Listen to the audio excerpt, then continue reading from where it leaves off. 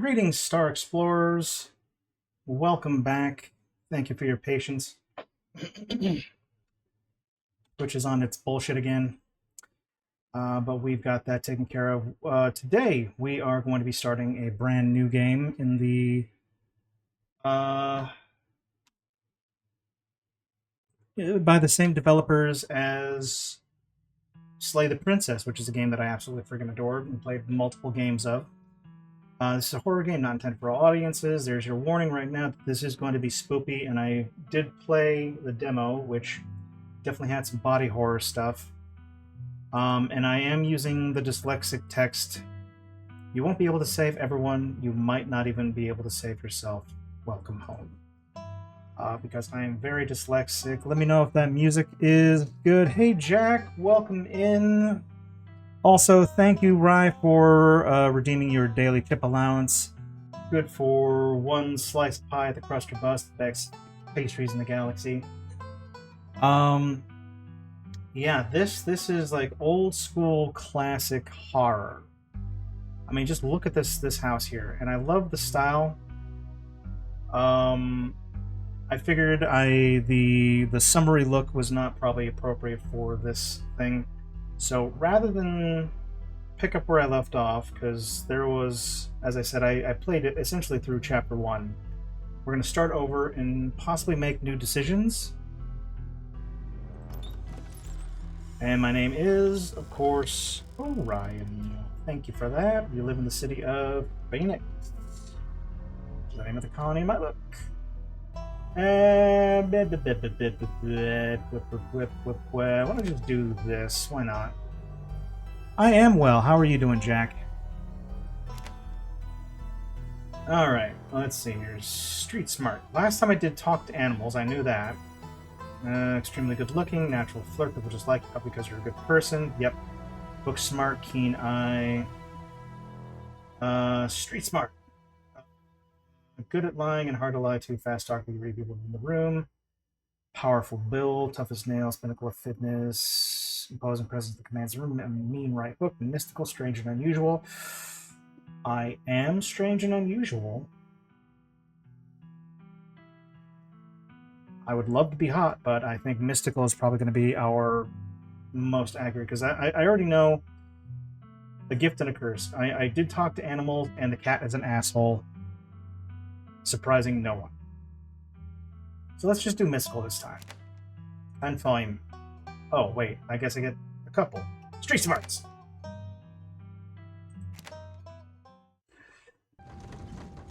You jolt awake as the bus hits a particularly nasty bump. You feel like you'd only just managed to start drifting off, and here you are, awake again and still exhausted. For a moment, rehearsing the details that where exactly here is, confusing this bus with the many others that came before it. But as your mind continues to reassert its existence in the waking world, the past few days comes back into focus.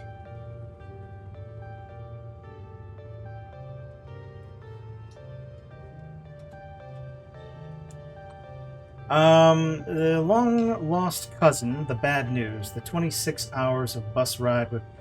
Ugh, I've done stuff like that. Yeah. You take care of yourself, Jack. That's really rough. The 26 hours of bus rides with countless late night stops and seedy depots that would have felt unsafe even in the middle of the day. I've had those road trips. You wouldn't normally find yourself traveling like this, but your cousin bought tickets. The funeral of Pearl Ann Scarlet, cousin's mother and your aunt, seems like something you shouldn't ignore, even considering your own late mother's rocky relationship with that side of the family. Oh, wow, it's already coming into play here. But it was mystical. But it was also more than just the social pressure of the invitation that pushed you to accept it. Something has been tugging you back to this place your entire life. There was no choice to be made because you were always going to find your way here. So when your cousin called, you knew what had to be done.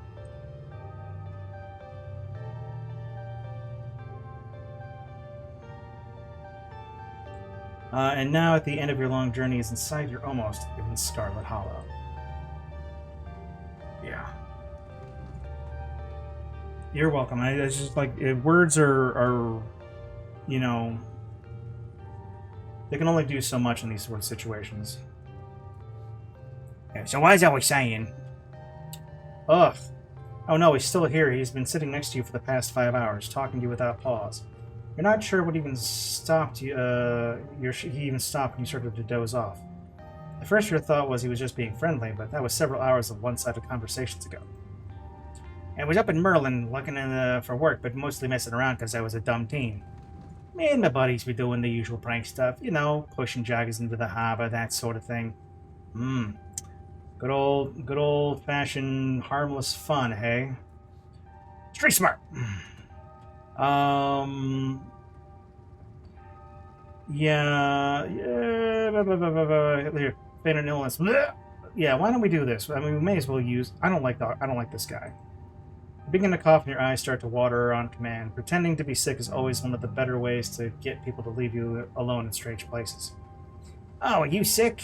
That's all right. I'm pretty sure I've already had whatever you've got.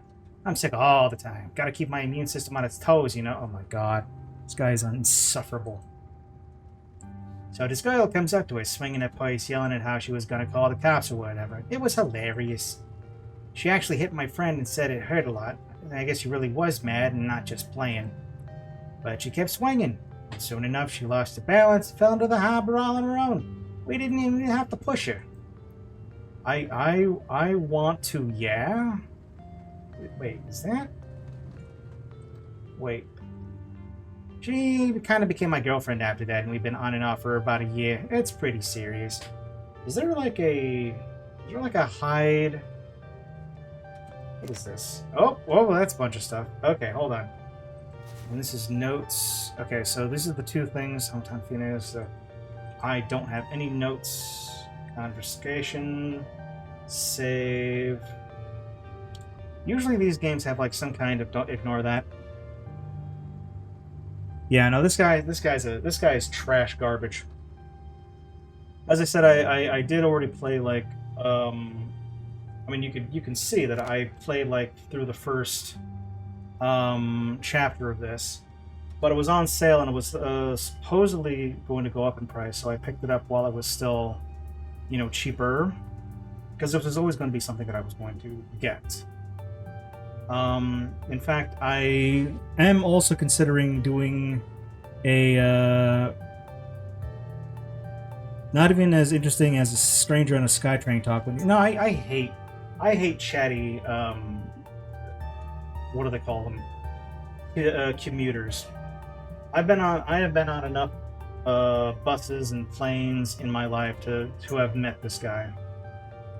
I literally was, oh my god, I was on a bus, it was actually like a subway, when I was still living in Seattle with one of my coworkers who was obsessed with tracking his family tree, and the entire trip home, he was sitting right next to me talking about his fucking family tree, and I'm just like, I know we've talked in passing. What makes you think anyone is interested in your family history? That is fucking bonkers behavior. And this is this kind of guy. It's this guy right here. Though about 5 months ago she tried to break up with me, like for real, and geez, you ever get so mad you just want to kill someone? No. Yes. Okay, well, yes, but threaten. Yeah, I kind of feel like killing someone right now, actually. Oh yeah, no, all the time, never follow through with it, of course. Why are you telling me this? You don't know me. I never have felt that way about a person. Smile and pretend you didn't. God. I hate this guy so much, but I don't know. I'm gonna fucking... You smile and pretend he didn't just say that. Because this is a guy who would stab you on the bus. I know you'd get me. We understand each other. Someone trying to break your heart, that changes a person. Makes them want to do things they never thought they want to do. Anyway, she's been... hold on. Anyway, she's giving birth to her son right now, so I'm trying to get up to Virginia to be there for it. But I don't know if I'm like into that stuff, so I might just wind up in a bus to New York or something instead. I always wanted to go there. Oh my god. Yeah, get out while you still can, because you should not be anywhere near this woman. You don't want to get saddled with some kind of kid at your age. Get out there and be free. Have fun in New York. You're right, I should enjoy my youth while I have it. Plus, her mom is there, so it's not like she's alone. Her mom doesn't like me much, so I probably just make things super stressful. She'll understand. She's chill. Chatted with one stranger, and he talked about nothing but Stargate, and I've never heard of Stargate. Stargate is a movie from, I believe, the 90s about a bunch of scientists who find this weird artifact in Egypt. And when they bring in basically like a linguist or something like that to figure out the translation, and when they do, it opens up a portal into an alternate reality to a desert planet which has a bunch of high-tech Egyptian-themed people, suggesting that, like, in Egypt, the theory that we didn't build the pyramids was actually an advanced civilization that did all that, kind of like that. So it was like a whole bunch of like Anubis-headed warriors with giant light staves that would shoot lasers at a bunch of scientists. It's classic, like 1990s campy schlock, but it's it's pretty good. It had like I think a couple of TV series and a sequel.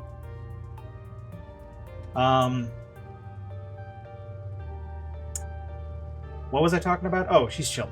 Anyways, where'd you say you was headed? I didn't. Home, I think. I've never been, but I felt like call back my mind as long as I can remember. I didn't. No need to be nasty. I'm just asking you. Like, I'm not gonna follow you on the bus or anything. Well, I wasn't thinking that, but now I am. So if you ain't getting off at my stop, then you must be headed to Scarlet Hollow, huh?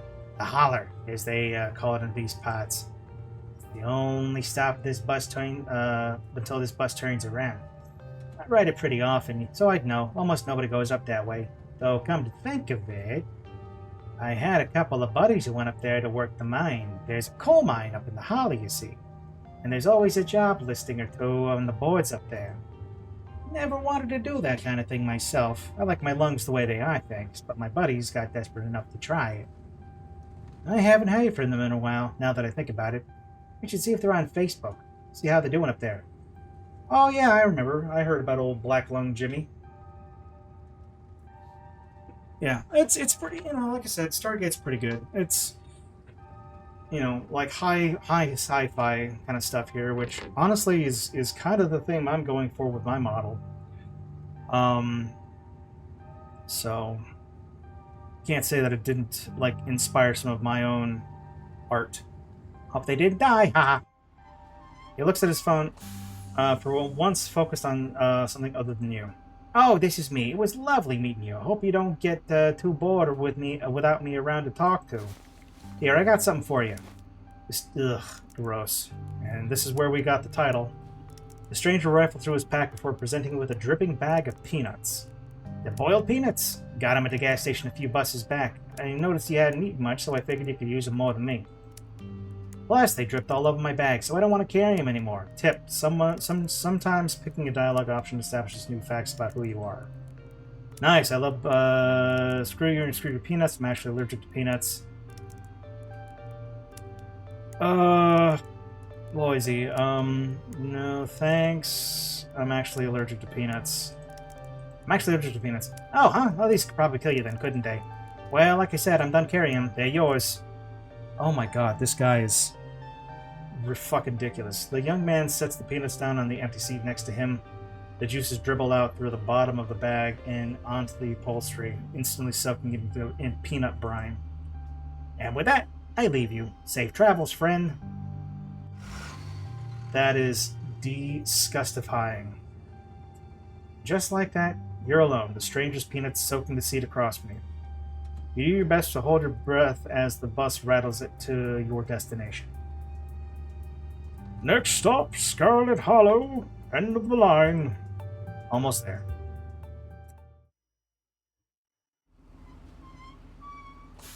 The bus finally comes to a stop. Its brakes squealing as it deposits you in front of the Scarlet Hollow bus station. With the water inside, no less. Yeah, no, like I said, I mean, like the first time around, I fucking took that, and I literally took the bag of peanuts and tried to give it to every single person I encountered, and nobody fucking wanted it. Because of course they didn't. That's disgusting. Hey, Pank, how you doing? Best visual novel. I have only played, I believe, the demo. So like the first chapter, I guess, and had a slightly different experience. Something's going on with my model. Why is it? Why is it open mouth? Give me a second. I don't know why it's doing that. But yeah, so I've only ever played like the first chapter, and I won't say what I ended up doing with that, but it was definitely spooky. Friends who 3 plus hours and still finding new things. Yeah, I'm hoping to, because I definitely this time around I picked different options for um my what's the word I'm looking for here? I picked different options for my character. Here we go. Uh, Last time I did like the talk to animals, and that's the only one I remember doing. And this time I did mystical and street smart. So I'm already encountering some dialogue options I didn't have in the last one. So in fact, I'm gonna save. Oops, that is not what I wanted to do. We're gonna just move over to a new side over here. Ooh, but yeah. Also, let's stop doing that. Do a quick shout out to Hank here. Give me a second while I get my stuff in order. That's a short out, not shout out.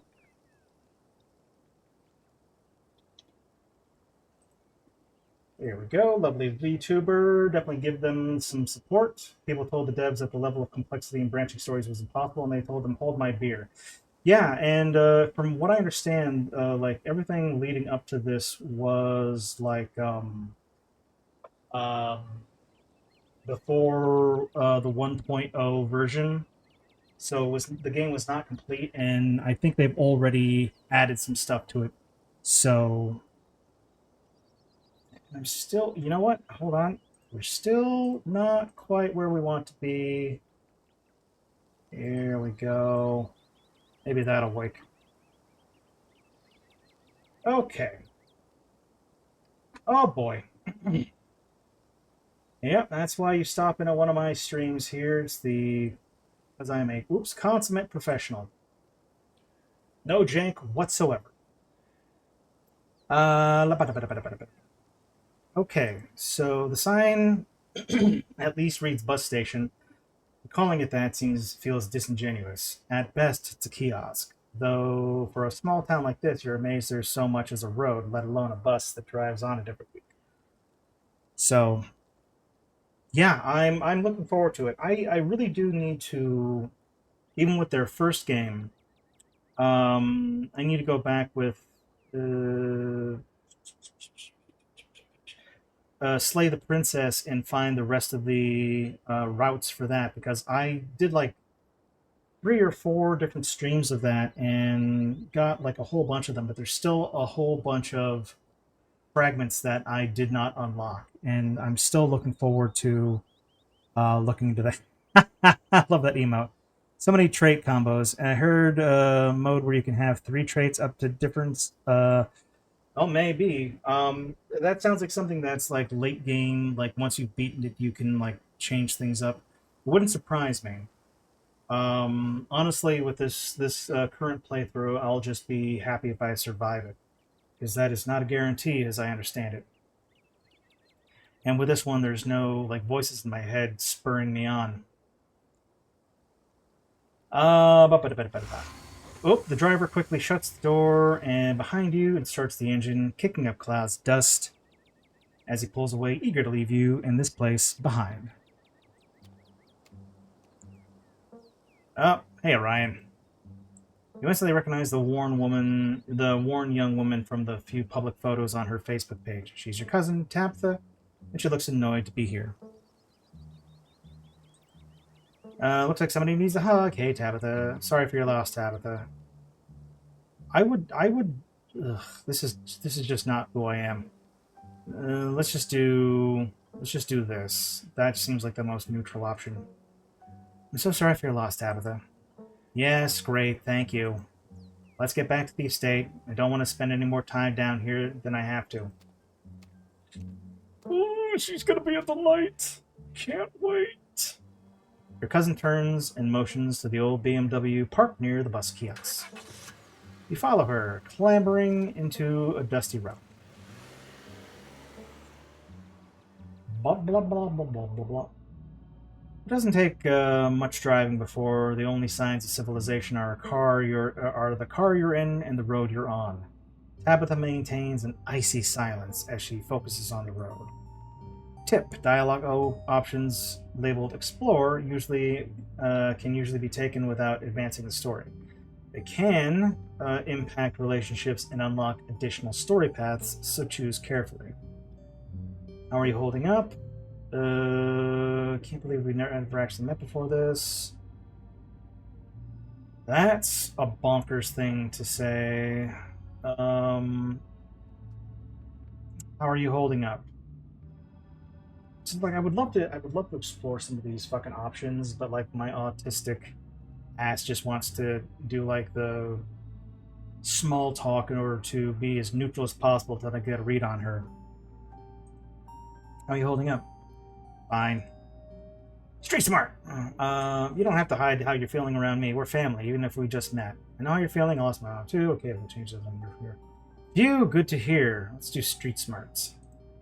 You don't have to hide how you're feeling around me. We're family, even if we just met. She sighs a particularly heavy sigh. Yeah, you look like you have not gotten enough sleep. Look, I appreciate your concern, but I'm fine, really. Can't believe we've never actually met before this. Let's try that. I can't believe we ever met. You have your mom to thank you for that, or had, I guess. You can feel the same careless cruelty in Tabitha's word that your mother would use when she talked about Brian and the old Scarlets. The wound that tore your family apart runs deep enough that it bled through the generations. Have you ever played this one, Pank? Because I like this company that produces like some real quality games, and I do love a good story-driven game. It sounds like my mother right now. She hated this side of the family so much we didn't have to choose to become her parents, or some things we in life we get to choose. Look, I know what your mom did to piss off the side of the family. I know you're going through not right now, but that comment was unnecessary. Is there bad blood between us? You don't know me, and I don't know what my mom's problem was with your side of the family. I don't know why my mom left or what kind of grudge she had against this side of the family, but I'm sorry. I wish I'd known about you. Yeah, Dead Moms Club. I have 100 hours. That's amazing. I've gotten most STP.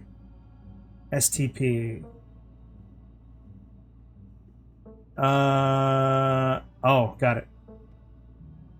Save the princess. Oh, yeah.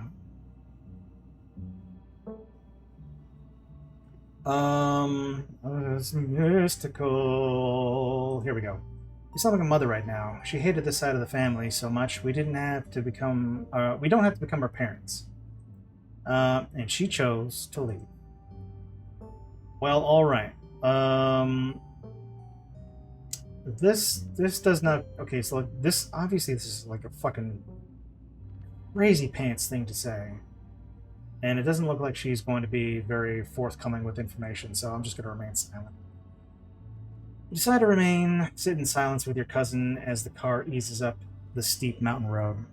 I'm small time. I have friends who have 300 to 500 hours ferreting out all the secrets and such. I would love to learn more about this. I do feel like this is going to be, because this would be like perfect, like fodder for like Halloween season, October, stuff like that.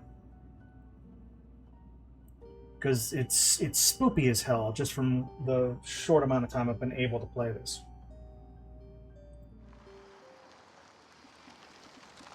Love this place. It's so warm and inviting. Here it is, the Scarlet Estate. Though it's seen better days, its crumbling elegance is not lost on me. Someone used to someone used to cramped apartments in gray cities. Your mother told you about this place many times before she passed, always with an anger burning beneath her words. The faded majesty you once imagined doesn't quite compare with what's in front of you. As you stare at it, perched on the crumbling cliffside, you can't help but feel it's something that should have been left to rot long, long ago. I like this whole place makes me feel like a little bit of vertigo because everything's so tilted to the one side. I feel like I should be like leaning to one side. You're hit with a blast of dusty air as you step across the threshold and into the foyer. Everything in this room has been here much longer than you've been alive, each object cemented in place with layers of dust and cobwebs. You can hear the doors creak on their hinges, and the aches and moans of ancient floorboards as the house itself sways in the wind. Welcome to our family's humble estate. Unfortunately, due to the current state of the house, only a few rooms will be safely accessible during your stay. Wouldn't go wandering anywhere else if you value your limbs. The floors have been known to give out. If you know what's good for you, you stick to your room, your bathroom, and the kitchen, and hallways, I guess. But only the hallways you need to get to those places. I'll show you around so you know where it's safe to walk. You can leave your bags here for the time being. It's beautiful. I don't know if I've ever been so powerful as this. Cool, thanks. You live here. It's beautiful. So, bitch, you live like this? Thought y'all were loaded. Can't you afford to fix this? It's on a cliff that's crumbling. Even if you were to, like, how are you going to shore up a cliff?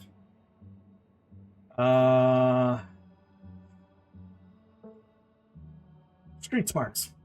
It's beautiful. I don't think I've ever been able to use as powerful as this. You're lying through your teeth, but Tabitha doesn't need to know this. In fact, not only does she not need to know that you're lying, but that she won't know. You're a very good liar. It is. Whoa, she's actually proud of this place. The estate was the prize jewel of the region for a long time. It's quite a magnificent piece of architecture, even now. Shall we take the tour? Follow me. I like street smarts. I am a terrible liar, so being able to just fucking deceive people is high on my list of things I want to do in this. Ooh, creepy noise. That kind of spooked a little bit. Spooked me a little bit. You put your bags down and follow Tabitha through the long, dusty hallway. She delicately steps over holes and tears in the floor. And you do your best to trace her steps. Kitchen. On Wednesdays, a woman from town comes in and does the cleaning. Her name is Janie. I wouldn't recommend socializing with her. She'll talk your ear off. If you need any food, there's fixins for peanut butter and jelly. How luxurious.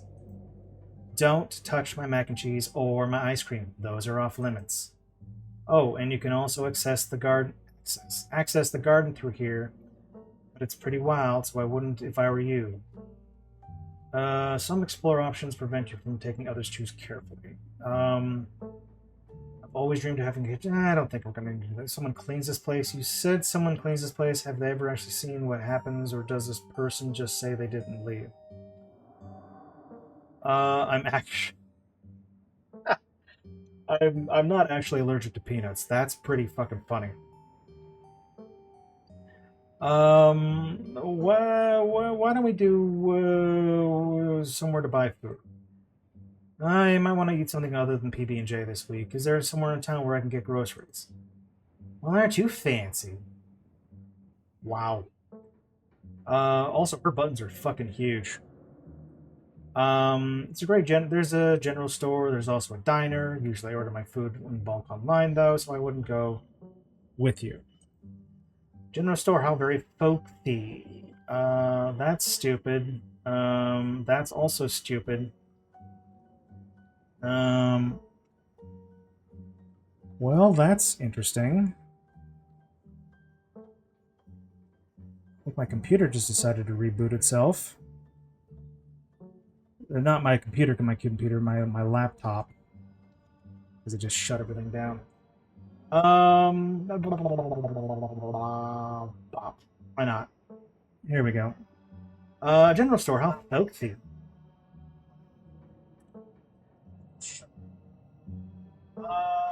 What the fucking hell? Oh my god. Great. Like, my fucking computer is haunted now. Because it just started making noise even though I've got the sound off. Fantastic.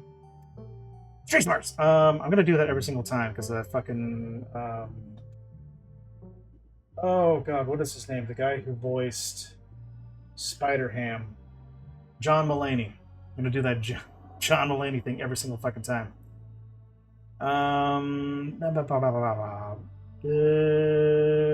Okay, what if I want ice cream?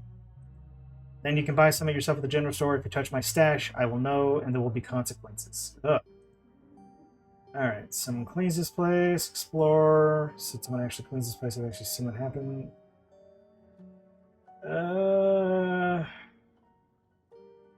Fuck it, let's be a little rude. I'm sorry, someone cleans this place? Why do you ask? It's not up to your sparkling city standards. Out here in the country, we know how to put up with a little dirt and grime. Cool. Great. I love dirt and grime in my fucking kitchen. By the way, you left your bowls out. Might want to clean those. There's just... You know what? Never mind. Alright, what's next in the tour? Bathroom. Follow me. Great! It's been hours since I've gone. And the two of us leave the kitchen as you pass a tuxedo cat sitting on the countertop. You are asshole. This I know. No bueno. Is that your cat? Do not pet the cat. Is that your cat? Is that your cat? What's his name? Frou Frou. Do not try to pet her. If she wants to be pet, she'll let you know. Yeah. Well, first of all, you leave the cat alone regardless. Cats are all about consent. Okay, so shall we move on? The bathroom awaits. This thing looks like it could fucking tear the fucking flesh from your bones. Once again, you follow Tabitha through a long, dusty hallway. Maybe after a few nights it'll get easier to navigate these spaces, but for the time being, you feel lucky to have not fallen through the floors. Guest bathroom, not much to show. It's a bathroom. I'll wait outside. Do what you must if you must. Ugh, gross. Oh god, the flashing light is perfect. Oh, good. Ugh. Methinks Tabitha doth not entertain much. Otherwise, the guest... Oh, Jesus, this is disgusting. The hair dye... Ugh. This is a wretched bathroom. Piles of junk sit untouched in the corners of the room, and mystery stains paint the floor. What a wonderful bathroom. I'm not lying about this anymore. Who exactly uses this bathroom? Guests. Sure. What, are you sure the toilet works? Yes, why wouldn't it? The water bills get paid, therefore the toilet works. Now do your business so we can move on. Okay. There's toilet paper. You just use the toilet paper to wrap up the seat there. And ne'er shall your posterior touch this absolutely foul porcelain. That's the spirit. Lift the toilet seat. You know what? I hate to say this, I've lived in worse places. I've actually had to forced to use worse bathrooms than this. And I will say for all this here, at least unlike that one, there's no blood on the walls in this bathroom. I will leave that to your imagination. But I will say that is exactly the kind of thing you'd expect when you live above a clown themed hot dog pinball, restaurant. Oy. Bug skitter from the bowl as you lift the seat. Yep, use the facilities. Close the toilet, sure, it could be cleaner, but your business needs doing, and this is as good a place as any. You do what you must and rejoin your cousin outside the hall. Next up, guest bedroom. Last stop on your tour, follow me.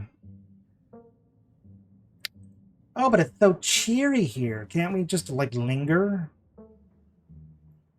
You and Tabitha briefly return to the foyer before climbing the stairs and reaching the guest room. Oh, good. You went with the extra haunted option. Great. I love it. This is where you'll be staying. The linens are fresh. I had Janie wash them last week. I had to endure a half an hour rant about her kid to get her to do it, so you better be grateful. Oh, Janie, yeah. Is Janie the spirit that haunts this old Victorian photo? Because she's lovely. An unmistakable stain coats this room. Someone has died here. People have died in here.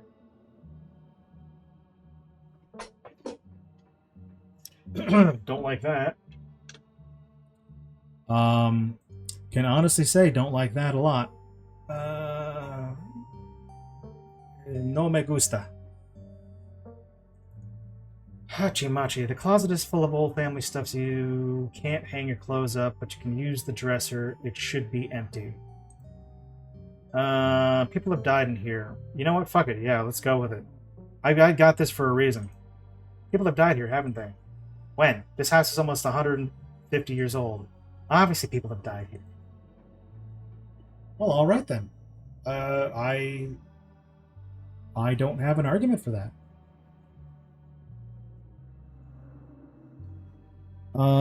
Let's just double up on precautions here. All right, we are back in business, baby. Let's see here. Note to self, never show my grandma's house. Grandma's house looks cleaner than this. Oh, yay! And Ari, welcome in. I missed you stop in. Yeah, this is this is fucking foul. Oh, and with that, we also have to do a quick shout out for our friend Ari, who is another lovely streamer. Boom, boom, boom, boom, boom. Give us your support. We love to hang out with her, and it's been a while, but welcome in. We're playing this game, and it's crazy in here. Street smarts. This is great. Way nicer than I'm used to. What a dump. I hate it. It seems a little dusty. Who used to sleep here? We'll lie. We're a good liar. It was Tony Montana that was a washroom being held up by the chainsaw or something. Ugh. I can't say I'm surprised. Each and every piece of furniture in this room is genuine antique, handed down through the family. That fucking weird moaning noise in the fucking soundtrack keeps making me think someone is behind me talking, and I can't hear them through my headphones, and it's fucking with my head. This is not an IKEA bedroom or whatever such nonsense you're used to in the city. What do you hate? Okay, you know what? This is like a weird, like, you're living in a decaying haunted house and you're like looking down at people that like live in civilization. But that's what it is. Tabitha is a fruitcake. We used to sleep here. We used to sleep here. Like I said, this house is almost 150 years old. Many people have slept here. And now you'll sleep here, carrying on a fine tradition of bedrooms having been slept in. Great, time to get settled. Follow me. I'll take you back to the foyer so you can collect your belongings. And I will continue to say foyer instead of foyer. This concludes our tour. I'm afraid I must return to my duties, so you'll have to entertain yourself the rest of the day. Okay, time to doom scroll. Don't expect to see much of me. Tips and dialogue options will be open in additional conversation past, some right away, and others down the line. Are you sure you can't take the day off? Did I do something wrong? Did I do something wrong? Because I always think I've done something wrong. Did I do something wrong? You asked me to come to the funeral, but since the moment we got here, you act like I spat in your coffee. What's going on? Was it something I said? Okay, I'm sorry. I've been testy since you've gotten here. You've been fine. I've just been under a lot of pressure right now. Please just stay out of my hair until later, okay? I have work to do. What kind of work do you do? I run the coal mine, same as every Scarlet who came before me. Except for you and your mom. It requires a lot of time and concentration, so I'd appreciate it if you didn't keep me for long. I didn't know we owned... Can I watch? It's fucking... Ever think about doing the things in your life that might be better sense of purpose than running a coal mine? Coal's important. Running a coal mine has got to be one of the most ethically and physically vile jobs on the planet. Hashtag girl boss. I don't give a shit. Damn, I can't believe you're already in your 20s and running a coal mine. Talk about hashtag girl boss. Don't patronize me. Oh my god. I know you've got nothing to your name, Orion. You got me there. Any other inane questions before I leave? I won't keep you, but we should hang when you get back. All right, I won't keep you. We'll see. There's a lot that needs to be done this week. Oh, that's loud. And now it's just you in the sprawling, decrepit estate. Jelly sandwich sounds great right now. Slip into your room. Go to the forbidden wing of the estate. You know what? So this is what we're gonna do. I'm gonna be a cheeky little monkey and go straight to the forbidden wing of the estate because I can, and I just saved it, and I want to see what happens. With Tabitha gone, there's no one stopping you from going to the forbidden wing of the estate. Time to die. Oh, Lord, except for the locks and chains sealing them shut. Street smarts, an insurmountable obstacle for most, but a mild inconvenience for you. Holy shit, break into the forbidden wing of the estate. I just got an achievement for that. As the lock falls, the doors moan open, revealing the entrance to what must have been an incredibly lavish ballroom. Holy shit, I've already done like my first like story-driven change. Faintly in the distance, you can hear the quiet notes of an old piano playing from the other room. Is that a fucking cat? Is that a cat shadow? I wish I could figure out. Nope. Forbidden Wing is yours to explore. This was mistake. Lock the doors and forget to ever open. At second thought, maybe I should have. No, fuck it. We're entering. I'm gonna die in this place and. Ugh. Oh, I hate it. There's the fucking family tree. You can see why your cousin warned you against coming here. It's clear that the chaos of nature is doing its best to reclaim this place. Years of detritus have piled here like gathered leaves, and the tiled floor has been torn apart, destroying the order that once made this place beautiful. Must go. I'm here, still a wreck. All right. Well, Jack, it's fine. You obviously take care of yourself. I'm wishing for the best for everything that's happening. So just do what you got to do. I appreciate you stopping by for the support. Maybe it's just self-playing model, or maybe you aren't alone in this as you thought. Time to examine the painting covering the far wall. Absolutely. Where's Mama? Mama, where are you? You make your way over to the painting covering the far wall. It's a family tree. Angry scratches cover the spaces where your mother should be. Holy fuck. Wait. There it is. Okay, I figured it out. Where's this? Where's the scratches? Where's the scritchy scratches? Uh, no, that's a face. Is it over here? Like hidden in all these? I can't tell. Oh, I keep fucking doing that. Uh, let's figure out where that piano is coming from. As far as you can tell, there are 3 exits to the ballroom. There is, of course, the door you came through, and the far right, and the door beyond the broken floor, a dead end. Across the room from where you entered was the third and final exit, a glass doorway you can barely make out behind a pile of broken furniture. You move to investigate it more closely. As you approach, the playing grows clearer. Without a doubt, the piano is behind that door. Fuck no. This is bonkers crazy.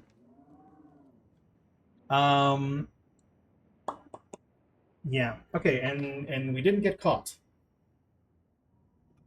That looks like a fucking. I know it's this, but this looks like a cat shadow. It's fucking freaking me out. You return to the entrance to the sealed wing and carefully reattach the locks. For what you've seen and heard in the ballroom, you weigh how much longer you should even stay at the estate on your own. Settle into your room. Now that your cousin is gone, the aches and pains of your journey sink into your bones. You stumble back up the stairs to your room, suitcase in tow, eager to unwind before you face the rest of the day. You stand at the entrance of your room.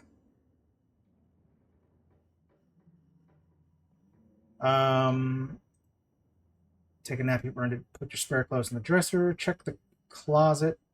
Look out the window. Examine the painting on the wall. Check the closet. Oh, no. Close it immediately. Fucking haunted doll. No. No. No. No. Fucking thing's gonna, like, move its eyes to look right at me. You can see your, okay, you know what? We didn't get caught, so we're gonna save that.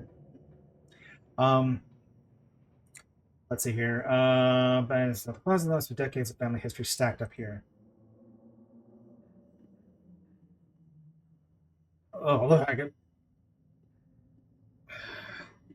You know what? We're mystic. We're mystic. We're gonna be protected from curses. Let's pick up the doll. Oh, it's even worse. It's even worse up close. Ugh. Ugh. Creepy little glass eyes. Of course, you're sharing a room with a creepy doll. You pick it up and examine it more closely. Its foot reads property of Alexandra. No need to carry it around with you. No. See, you don't carry it around with you. You put it right here in the bed, so you can share it, and she can look. The spirit of Alexandra can be like all nice and toasty warm with a warm body in bed. And remember what it was like to be a small child 2,000 years ago. You close the closet behind you. Look out the window. What is the stairway to hell? What is this? Where does that go? You'd go up and pull the weeds, chop the trees, carve the topiaries, do whatever you need to return it to its former glory. And once it was all done, you'd sit by the fountain, which of course would have a little goldfish in it, and drink floral tea while enjoying the birds. Yeah, you definitely do that. Just not right now. Let's examine the painting on the wall.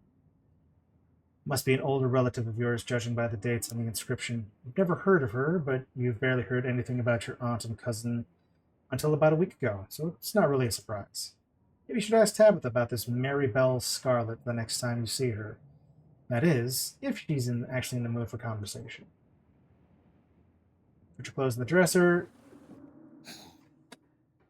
Okay. Pretty sure that startled me both times that happened. You drag your suitcase over the dresser and open the bottom drawer. A possum lurks within. It is quiet, but angry.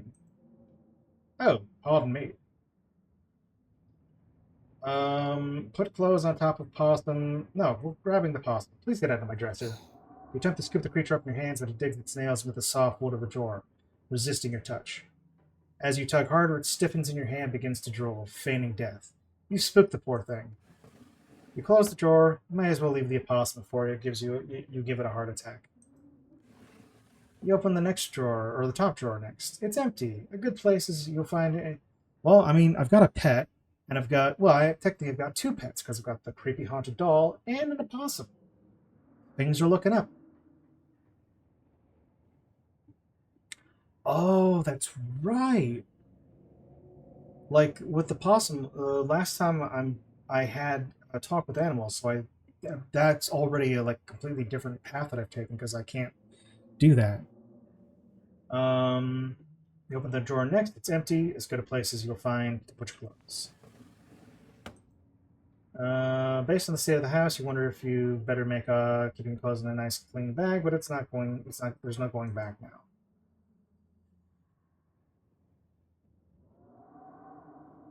Okay, you know what? We're not going to be able to get our haunted dreams until we take a nap. So let's bed down right next to the corpse of Uncle Charlie. You immediately collapse on the bed. You're tired enough that being alone in a strange new place won't stop you from passing out. Or so you thought. You cough as a small cloud of dust rises up from the mattress. These sheets might be fresh, but everything beneath them might not have been around to see the dawn of civilization. Try to settle in with the bed is lumpy in strange places, and you can feel springs pressing through the fabric. You might be tired, but you're far from tired enough to spend more than a few minutes in this uncomfortable napping. Doesn't seem like there's much else for you to do here right now. Might as well head to town. All right. Now that you're settled in, there's not much left for you to do other than head out and explore the town. You do just that. Yeah, right. Ooh, lovely.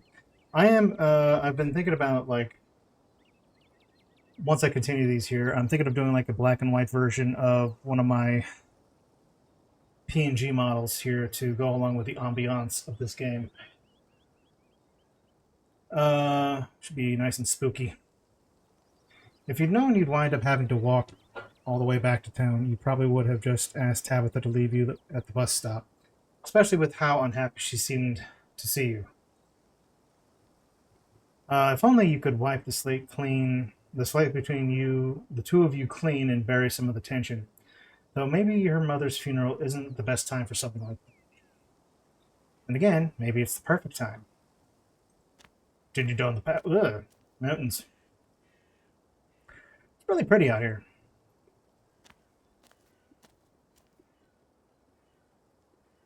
Mining town. Finally made it back to town. The holler, as the guy in the bus called it, has probably seen better days. But that's most small towns. Can't confirm. Being a small town gal myself. Still has the feeling of an idyllic country town, but the sidewalks are cracked and many of the storefronts are boarded up, their windows dusty with age. A chill breeze sweeps down the lane, and you shudder, suddenly feeling as if you're peering into a grave.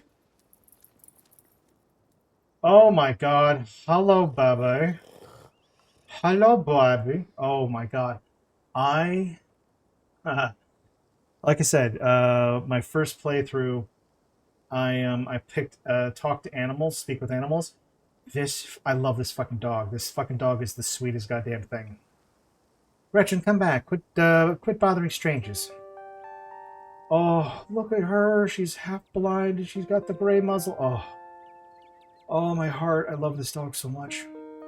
Sorry about that. Gretchen can be very slippery when she wants to be. She loves to get loose and cause havoc. Mothman. A pug. She's so cute. Tell me about this wonderful creature. I don't do well with this. Is that supposed to be a dog? Introduce yourself. A pug. She's so cute.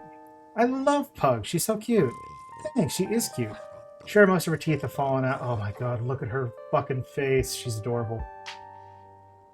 I'm not sure most of her teeth are falling out. She's got a couple of weird growths, but for a 17-year-old pug, she's pretty good. That's amazing. Remain silent. That's incredible.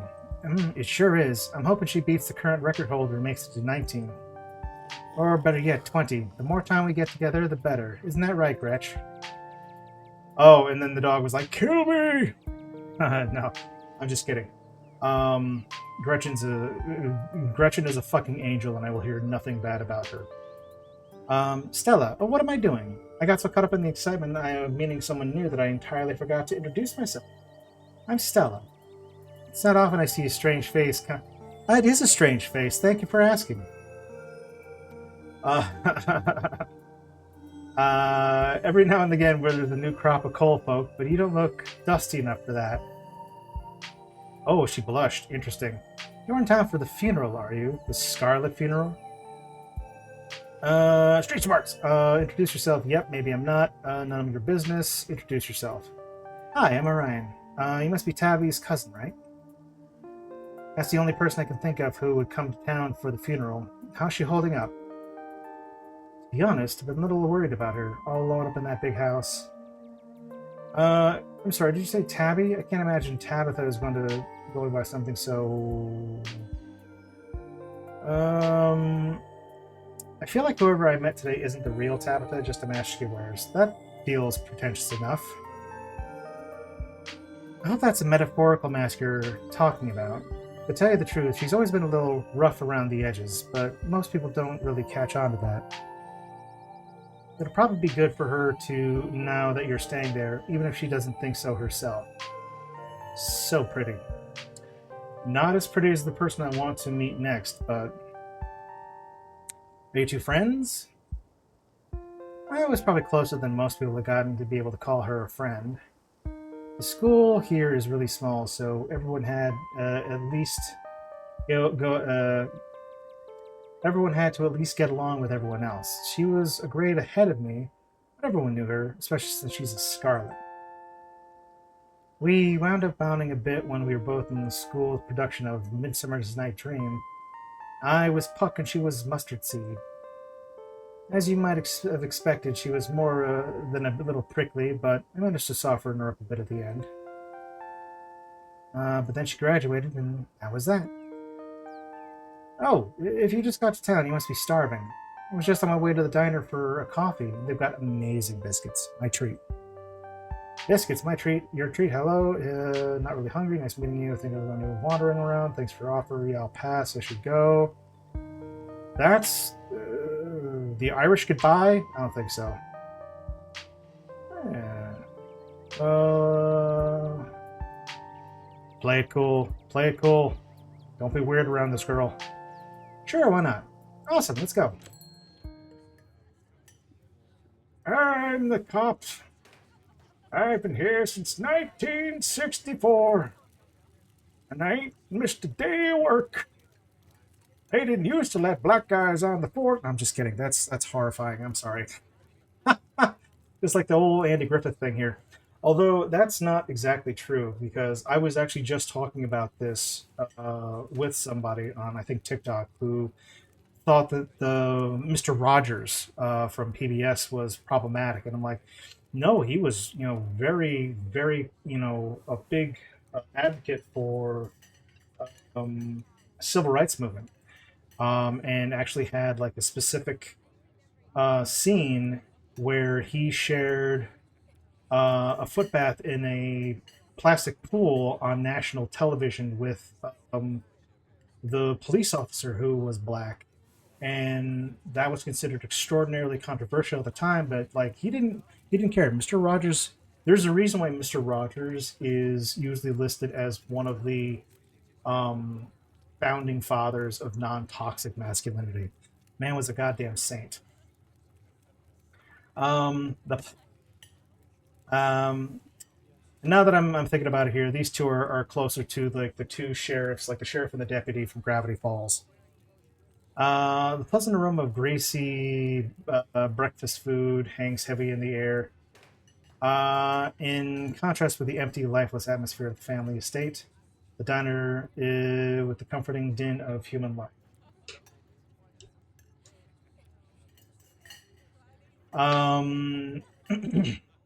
All of it. Ugh, I don't like that. All of which grinds to it. You don't even have your. You know what? Oh my god. All which grinds to a sudden halt as the patrons realize that a stranger has entered the establishment. Ooh.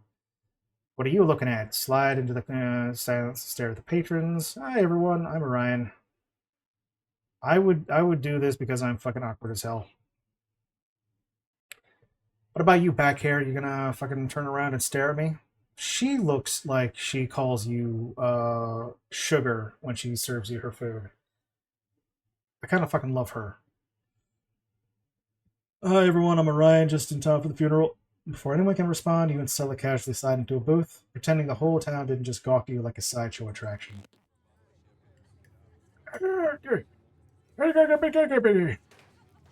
Uh-oh. Nothing worse than a gossipy cop. Looks like your entrance was a little more dynamic than you were expecting, huh? Dramatic, not dynamic. Folks around here don't meet many strangers as is, and with who you're related to, well, let's just say you're the talk of the town for a while. Hey, handsome. Hey, Stella, I went ahead and fixed you up a coffee. They quickly place a coffee in front of Stella. And here's some bacon for the little lady.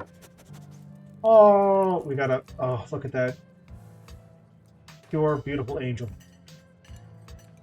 Gretchen sniffs the bacon and digs in. Tip, you can hit the H button on the keyboard to hide the text box at any time. Oh, is it? Well, oh, they knew exactly when you'd want to see the fucking, like, the dog. That's hilarious. These guys knew what they were doing. Anything for you? My name's Avery, and I'll be taking care of you today. Love the lip studs there, Bubba.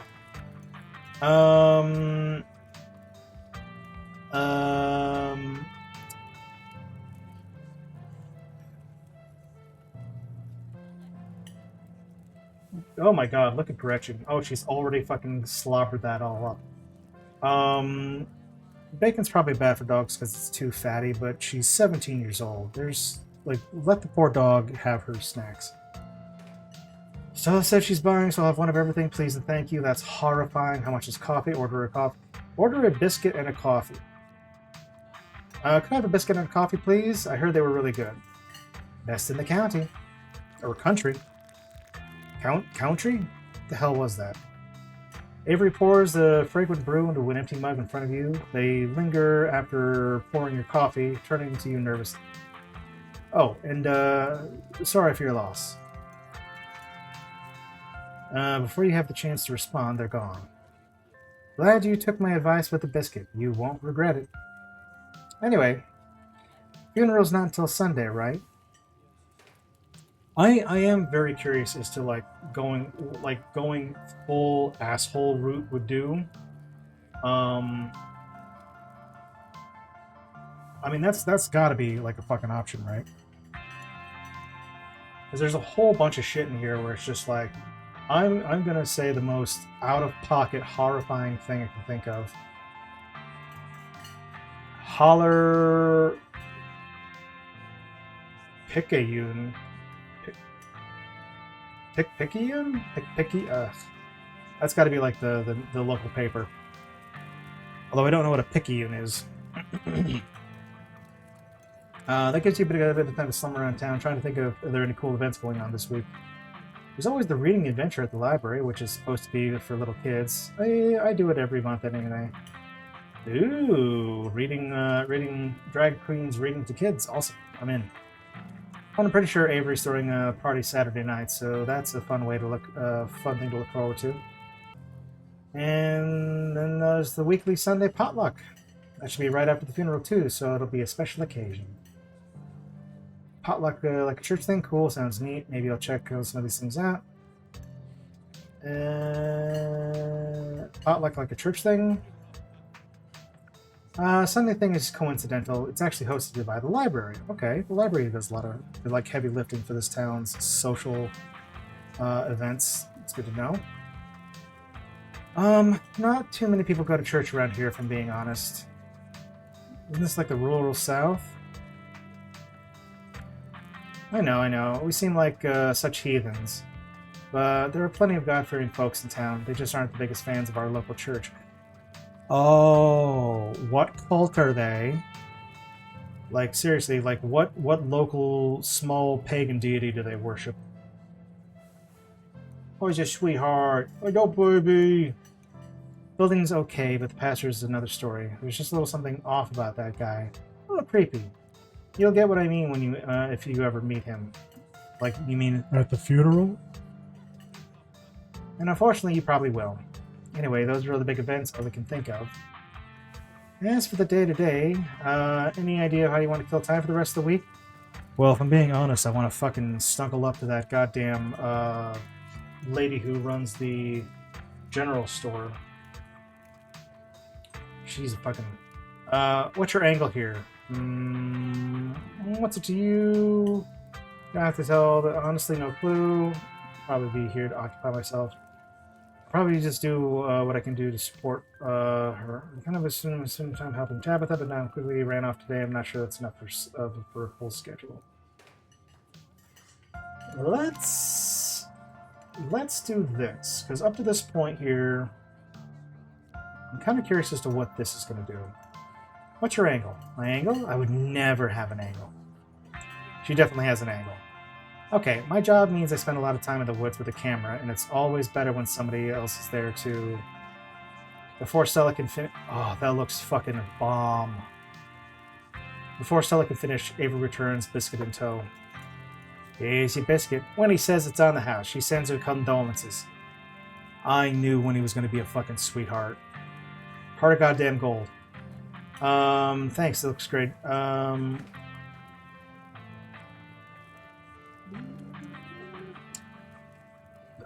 drawn to this one.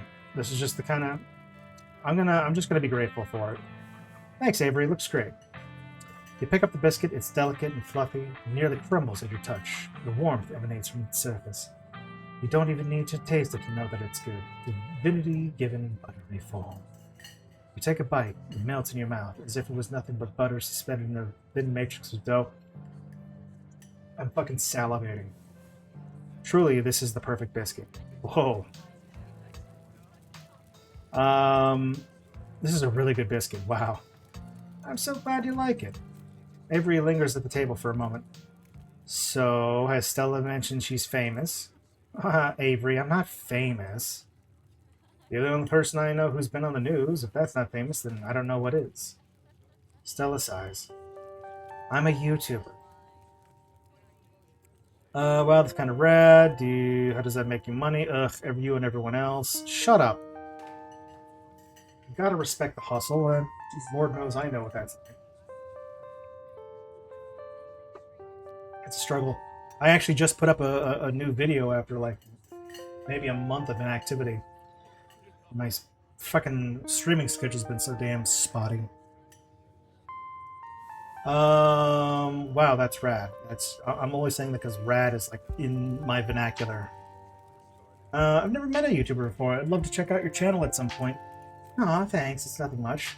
Pays the bills, and it's mostly a passion project, you know. If it pays the bills, you are fucking famous. I would love that. She's selling herself short, Orion. Her stuff is amazing. She hunts cryptids. Not alone, she don't. I think the best video would be that river one, you know, the controversial one. Oh yeah, the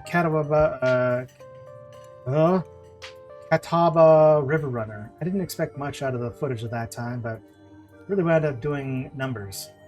So the River Runner is a cryptid that's only known from a single sighting. 2 Boy Scouts thought they saw something big and weird in the Catawba River, and that's all they had to go on. Then I wound up catching this on camera.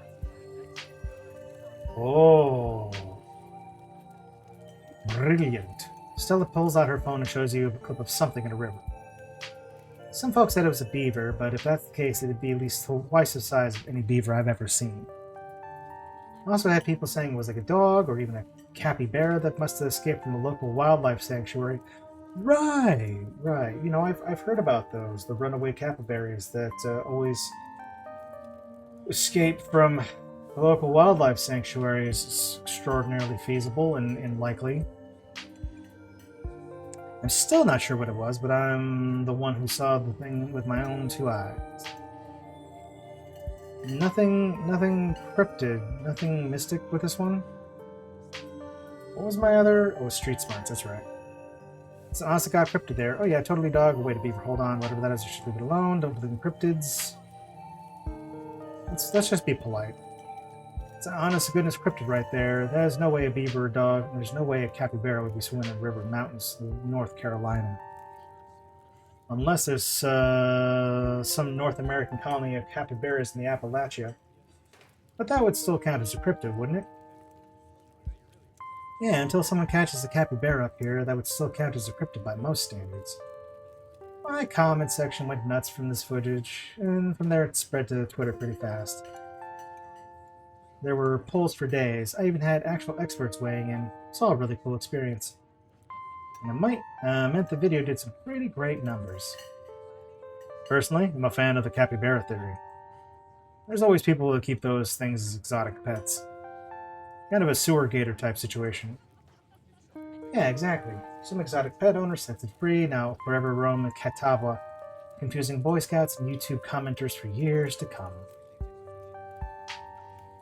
So speaking of things to do around town, I was actually planning on doing some filming this week's video tonight. I was wondering maybe you'd want to come along.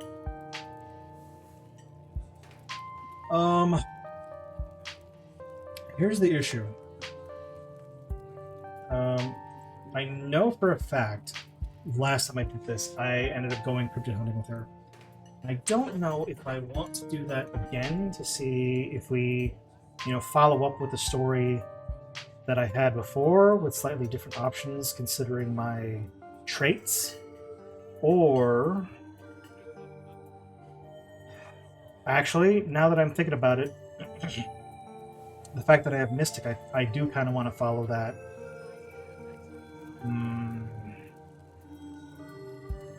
Are there romance options in this? I didn't really look into that. I wasn't really expecting to play this so soon, so. Wait, no spoilers. I should probably get back to it instead of standing around chatting with friends anyway. See you all around. Alright, now that the coast is clear, I'm gonna going up the skunk ape. He's right there. Interesting. Tell me more. Ew, stinky. What's a skunk ape? Isn't that just worse Bigfoot? Haha. It definitely is one of those lesser ape-type cryptids, and one of those smellier, according to some sources. They say you should be able to smell it before you see it.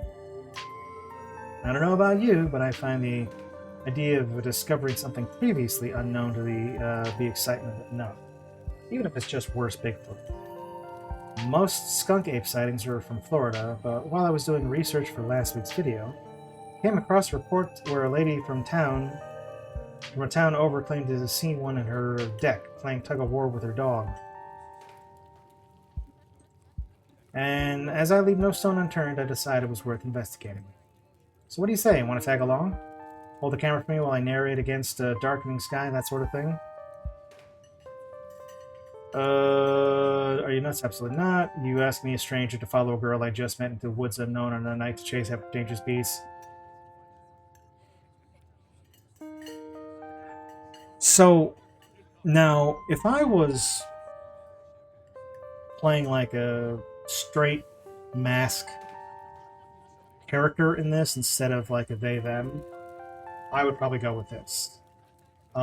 Just because, I'm always like worried about like making other people feel unsafe or uncomfortable. I never want to be that person. And a wife, they're good. Anyway. Oh god.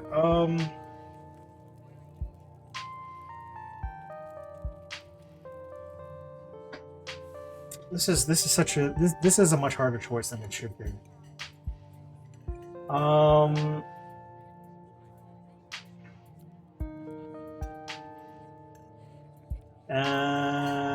It's not like I have anything else going on against my but it just absolutely depends what pressure be there. I'm pretty sure that's what I did last time.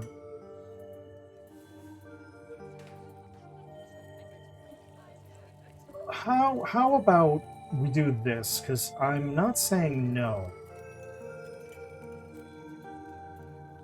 But at the same time, Tabitha, we do probably need to check in with Tabitha the first night.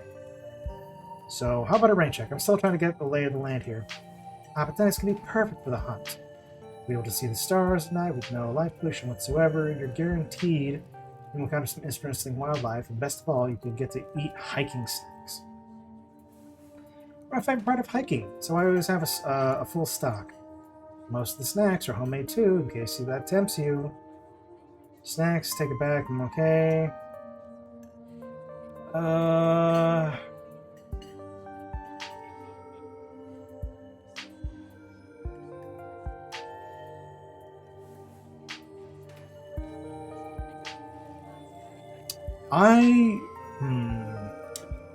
I don't want to discourage her from doing this here. And honestly, just like knowing kind of how this night progresses if I go, I'm really hoping this is not the last time I see her. I think I'm going to do... Thanks for the invite, but it's been a long trip. Let's just do this. Try to do like a nice, like a gentle decline. Oh, I'm sorry to hear that, I guess I get it. You'll be missing out, though. The moment of not so comfortable silence hangs between you two. See you around, yeah? And tell Tabby I'm here if she needs me. Stella slides out of the booth, Gretchen in tow, and heads to the corner to pay. You're alone in your booth. Stella already paid, but it doesn't mean you can't tip. Should you, though? Fucking absolutely. No, fucking leave a tip. I don't know how much money I have. It sounds like I don't have a lot. But yeah, leave a tip. Single crumpled dollar bill and a quarter. No, fuck that. Hold on. No. Fucking dollar and a quarter? Fuck off. We're not doing that. No. Load. Oh.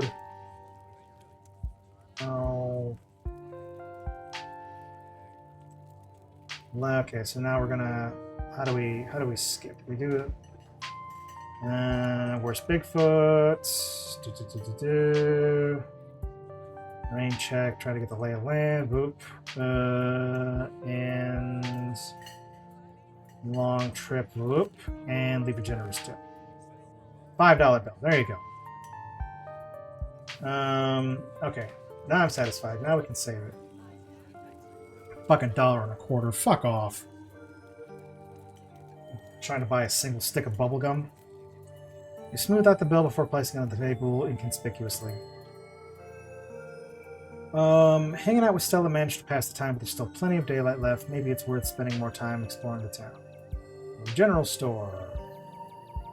Town hall.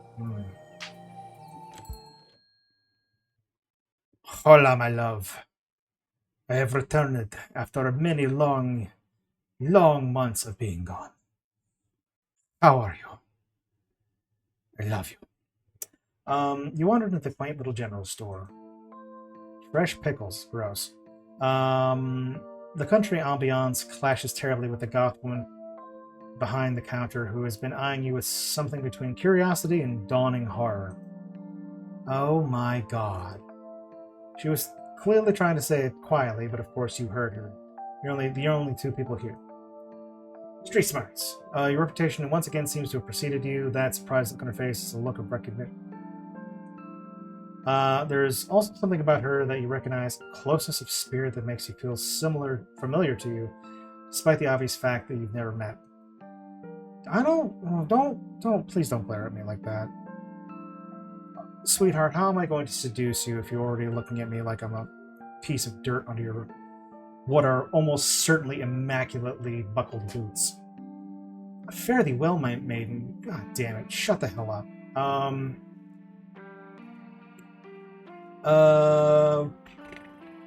Well, find some of the detective at the register. Good idea, this is a store. Even if you're mostly interested in small talk, you'd be much better at it if you decide to buy some. Gaze turns towards the shelves.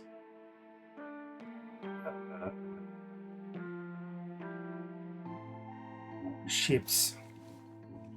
Oh my god, she's even prettier close up. Oh, I missed. She's like, okay. I am a simple orc. Okay? I know what I want, and this aesthetic like calls to me on a fucking primal level. You know, I'm one of those people that grew up in the 80s and 90s with characters like oh, what are some good examples? Like the witches from the Scooby Doo and the like Island of the Dead movie. Like what do they call them? The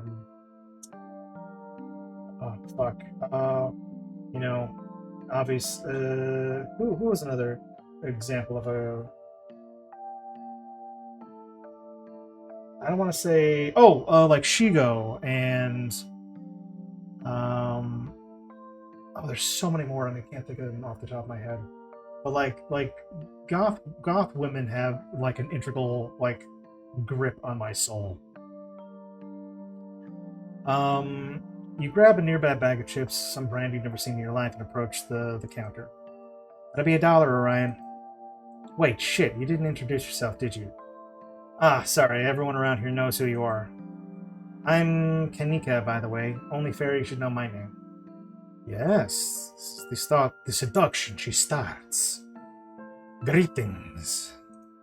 I've never heard of Ryan. Yeah, you got me. I'm Cabot the Skeleton. Everyone in this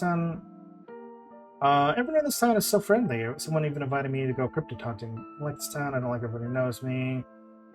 It makes me feel like someone already have opinions of me. How do you get away with fashion like that in a rural southern town? Do not ask that question. What do you think of Scarlet Hollow? How do you think of the most normal person I've talked to? Should I behave before I forget? Nice chatting. I'll be out of here now. I'm sure I'll see you around fairly. Gross. This is such a gross option. Everyone on the side is so friendly. You already met Stella. Great. She's a much better welcoming committee than I am. I take it you didn't take her up on it? I used to help her film stuff out in the woods all the time back when we were still in school. What does it do in town? I have a lot of time to kill. If you're looking for something exciting, you definitely came to the wrong place. The only restaurant we have in town is the diner. The only real place to hang out is probably the library. There's a gas station, for what that's worth. There's a bar. It's not exactly the place you want to go. It's a dive that's always full of minors. I thought you couldn't serve minors at a bar. But pretty sure someone at the diner is throwing a party this weekend in case you want to hang out with a bunch of strangers the day before the funeral. If I were you, I would just wait it out the week, read a book, and hope the days pass quickly, then go back to your life and forget you were ever here. Perhaps I could take you with me when I go, yeah? Seems you are better suited to more... I got nothing. I've got about as much Riz as goddamn, like, chips I'm holding in my hand right now. Doesn't sound like you're very fond of you, so you know Stella. Oh yeah, I know Stella. We're the same age, which is a pretty big deal when you live in a town this size. We went to school together from K through 12. Tabitha was there too, a year ahead of us. Not that a year gives you any distance in a school that small. Anyway, Stella is probably the coolest person in town. She's a YouTuber. She's getting pretty big too. You might have seen some of her videos if you're into creepy stuff. It's mostly her running around the woods looking for fake animals, which she doesn't find, but it's great found footage appeal to it. Even though I don't believe in that stuff, every episode gets me wondering if this is the one where she finds something weird out there. Sounds like you're not very, doesn't sound like you're very fond of this place. What do you think of Scarlet Hollow? I feel like the first normal person I've talked to. What, Stella doesn't seem normal to you? She always felt like the most normal person I know. I won't fight you on Tabitha being weird, though. That girl has problems. Let's see here. What do you think of Scarlet Hollow? Do you want me to be honest with you, or do you want me to sound like a tour guide? If you want me to sound like a tour guide mode, it has the nice trees in autumn, though so does the rest of western North Carolina. If you want my honest opinion, I think this town is rotting from inside, and it's only a matter of time before it finally breathes its last. But again, nice trees in autumn. Doesn't sound like you're very fond of this place. No, I'm not. But I've been here enough for a lifetime. I've been here long enough for a lifetime. But getting out is always easier said than done. I should pay before I forget. Probably important. At the end, crumple dollar bill. As is custom, the chips are now yours. I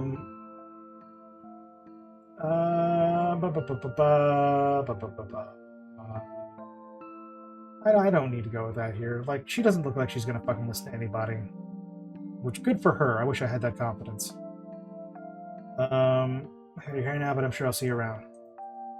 Yeah, I'm sure we'll see you around. This town is like 3 streets wide. I shall win you, my darling. God, who else is fucking... Oh, because I can't remember how many of these are like after I was probably of the age of watching cartoons, but like,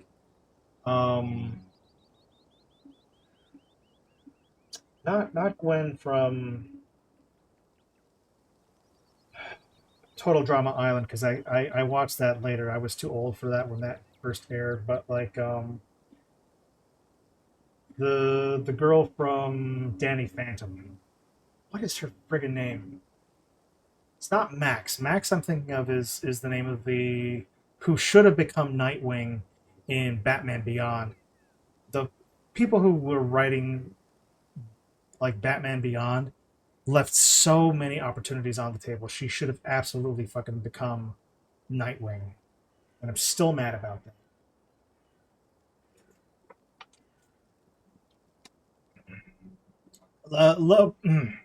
Love goth fashion. I am still fully planning on also doing like a goth version of my PNG at some point. Looks like the sun's finally starting to set. So maybe you'll see sleepy southern town like Scarlet Hollow has a vibrant nightlife. Any other day, another day. But for now, you're ready to head back to the estate. So, where I'm right now. This is uncharted territory. This is uncharted territory. I do not know what happens from here. You return to the dirt road, beginning to trek up towards the estate. As the sun sinks deeper into the horizon, the sun is flooded with orange and pink hues. The shadows around you darken and stretching out over the path. The mountains seem to make night come quickly here, their rounded hills blotting out the dying sun prematurely, casting the valley of Scarlet Hollow an eerie autumn twilight. You've had a long day between traveling and meeting all these strangers. The dusty bed that awaits you back at the estate's starting to sound very appealing. Oh, no bueno. There's a sound on the path behind you. You turn back to the road but find nothing. You still seem to be alone. Hello? Continue down the path. Ooh, oh, don't like that. Hold on. Don't like it. Don't like it. Hello?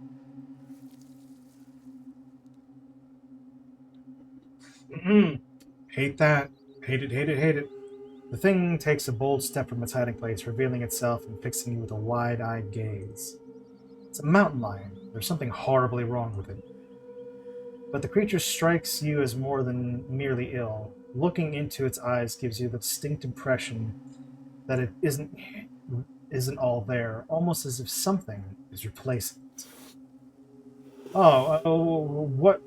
Yes, I used my mystical powers to think that there was something wrong with this giant mountain lion with all these bulbous sacs hanging off of its flesh.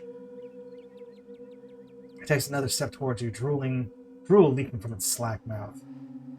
Start filming? Aren't you a pretty kitty?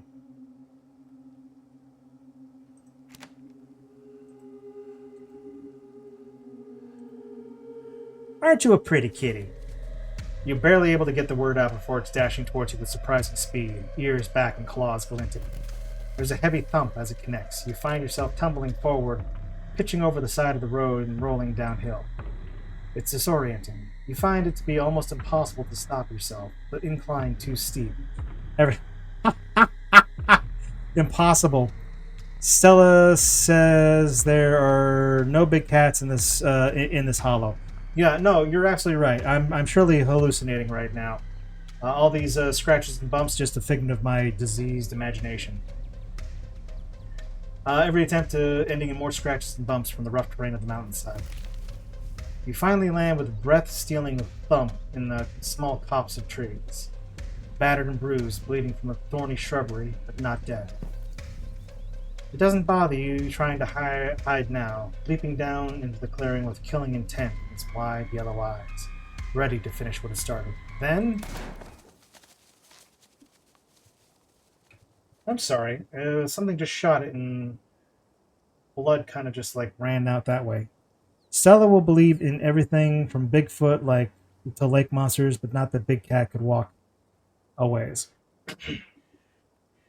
I mean, she's not wrong. Cats are not known for roaming, especially big cats. Said sarcastically. I've seen The Incredible Journey.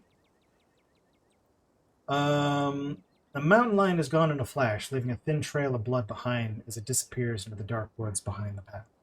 Beyond the path.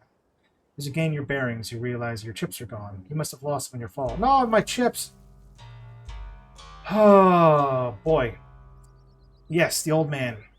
I remember you. You saved my little keister last time. I nearly had you, too. What the hell are you, and who the hell are you, and what are you doing out here? Looking to get shot? I'm Popeye. Is that a threat? What the hell was that thing? I'm Orion, Tabitha's cousin. You saved my life. Thanks, man. That was a close call. Was that a mountain lion? Please don't hurt me. Start crying. Fuck you. I'm not going to do that. Nope. I am too mentally ill to break down in a situation like this. I am cool as a cucumber. I'm Orion, Tabitha's cousin. Well, nobody thought you was going to show up. Apologize for my brusqueness. And my condolences. Sorry for your loss. You call me Duke. Duke, I love you. You're my favorite. Duke seems to think for a moment, glancing up at the darkening sky. You better not keep working around here. Not with that thing on the prowl. You hate to think of anything might happen to you without me around to save your skin. Tell you what, tag along with me while I finish what we started, and I'll be sure to get you home safe. Now, I'd wager Miss Tabitha would appreciate somebody looking out for you. Fuck yeah. There's something wrong. Well, obviously there's something wrong with that mountain lion. It's probably got the cancer. Had all them lumps. Doesn't mean it's any less dangerous. If I had to guess, I'd say it's more deadly now than ever, now that it sees death coming for it. And as you well know, when was the last time you heard of a mountain lion attacking anybody, especially on this side of the county? You're one of the lucky few, so don't ruin it by going off and dying alone in the woods after God did you a favor. Oh, you're part of the cult. Hey, thanks, Duke. Daredevil, love it. Yeah, let's get after that thing before it hurts somebody else. I want revenge. That's stupid. I appreciate you looking out for me. Thanks. Do you think Tabitha will give you a reward? Fuck off. I don't want to go with you. I don't know you. Leave me alone. I'm scared. I want to go home. Try to walk away.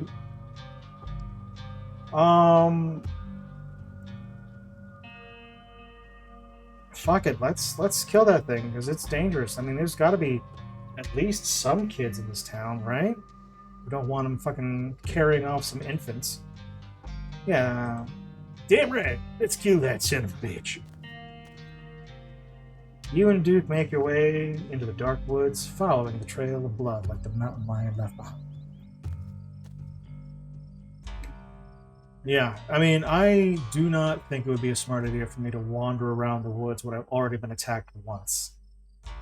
Frankly, and now that I'm kind of worried the thing scratched me and I'm infested with whatever the fuck thing that's got going on with it.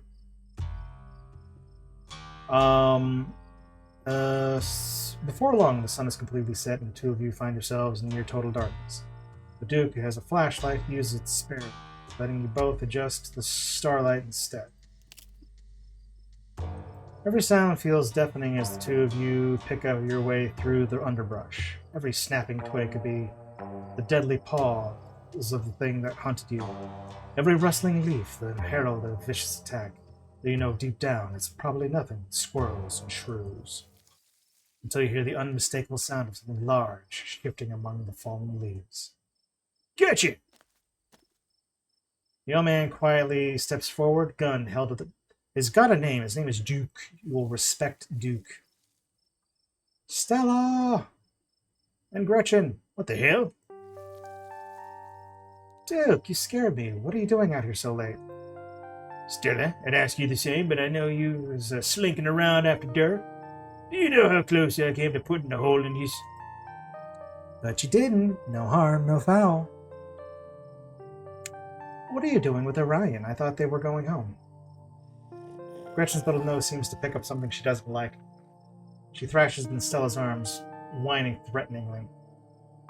Oh, yo, who's a vicious little baby who's gonna protect us from the big monster zombie cat? Oh, calm down, girl. You know Orion. I swear, it gets so hard to hold on to her when she gets like this. Sometimes it feels like she's only geriatric when she wants to be. Aw, Duke's a sweetheart. I like him. It's all right, little lady. You're safe as long as you got your mama looking out for you. And like you, Stella, you decide to keep on doing whatever it is you're doing out here, I think you'll find these woods aren't agreeable tonight. Ryan here had a run-in you wouldn't believe. So you just go on home. Save all this for some other night. Wait, a run-in? What kind of run-in? Was it supernatural? Ha! That face says everything. Like I said, you wouldn't believe it. Put that damn camera away. Let's see here. Someone's bad occasion. Listen to Duke and go home. Some kind of creature. Look like a cat, but big. Look at these lumps. You would have loved this thing. It was definitely some kind of cryptid. Why are you acting like, lie? That's fucking bonkers. Why are you acting like he doesn't mean what he says? Take this seriously. It's dangerous. Attacked by a mountain lion. There was some kind of creature. This does not feel like something that she would listen to.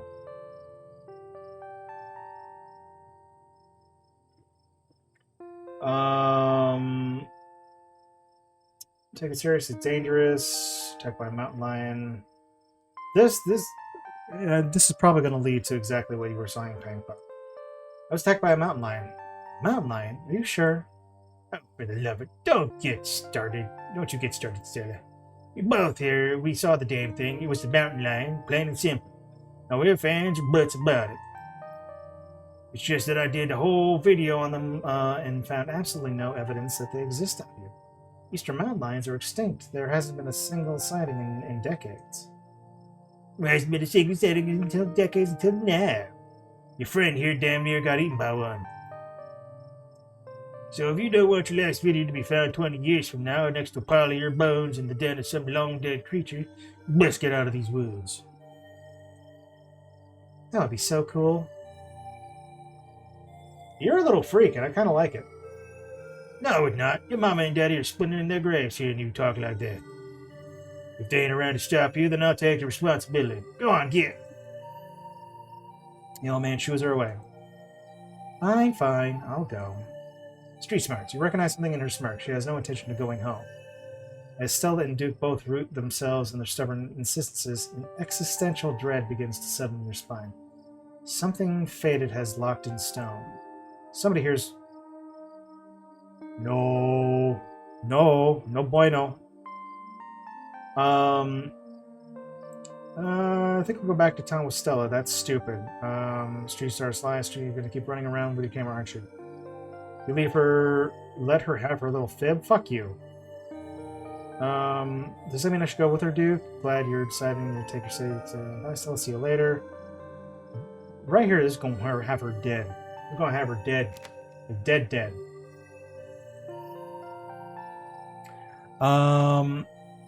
Let's see here.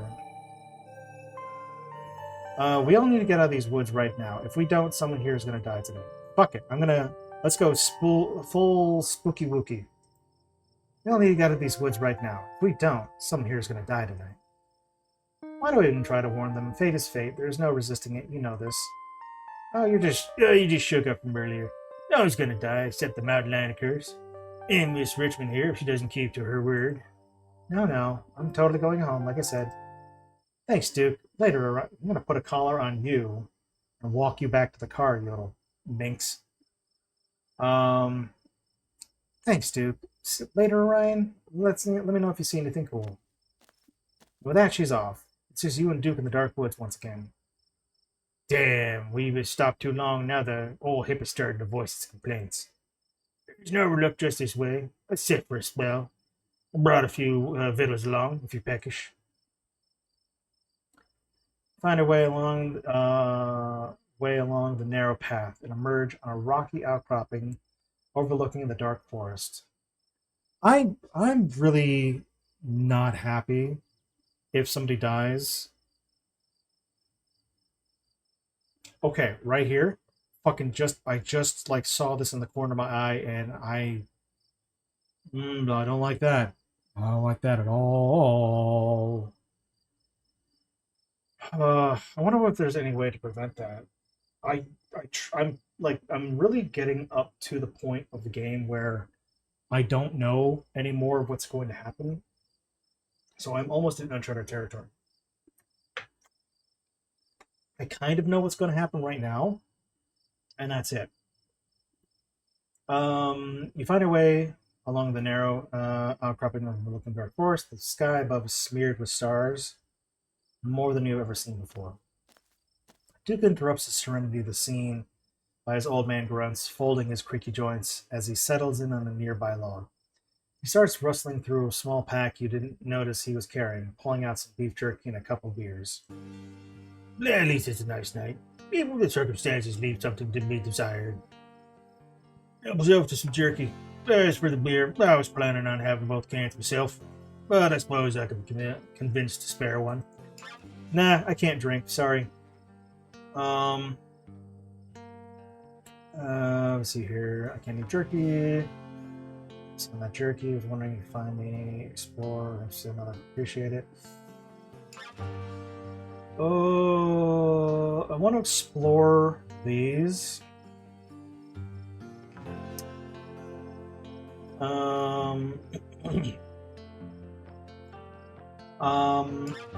I'll have some of that jerky. We can be like present for more information after we've got some food in our system. Damn straight you will. You take a laborious bite of the jerky, straining your jaws as it bites back, but you manage to tear off a leathery piece.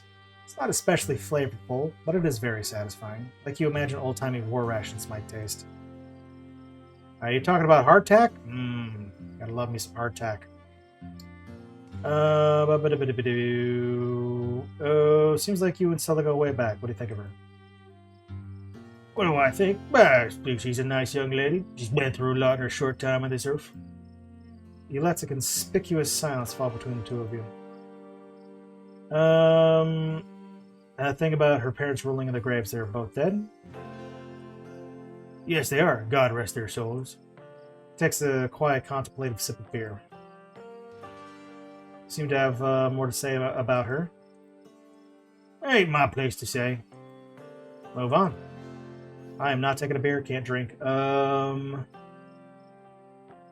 Let's see here. Thanks for saving my life, I really appreciate it. Seemed like divine intervention. Glad I was there when I was. Wish I could have gotten the damn thing for good, though. I hate to have you drag you around the woods all night. Because you're loud as hell. Huh. Street smart. A crisp breeze passes over you. You can't shake the feeling that you're being watched. Huh. I wonder where that feeling's coming from.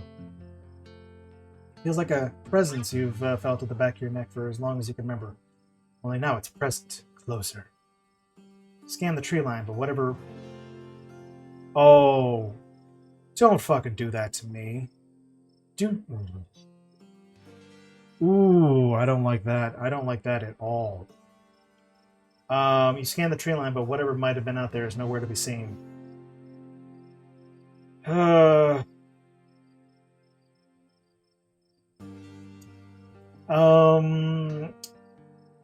about what you said earlier, why did everyone think I wasn't coming to the funeral?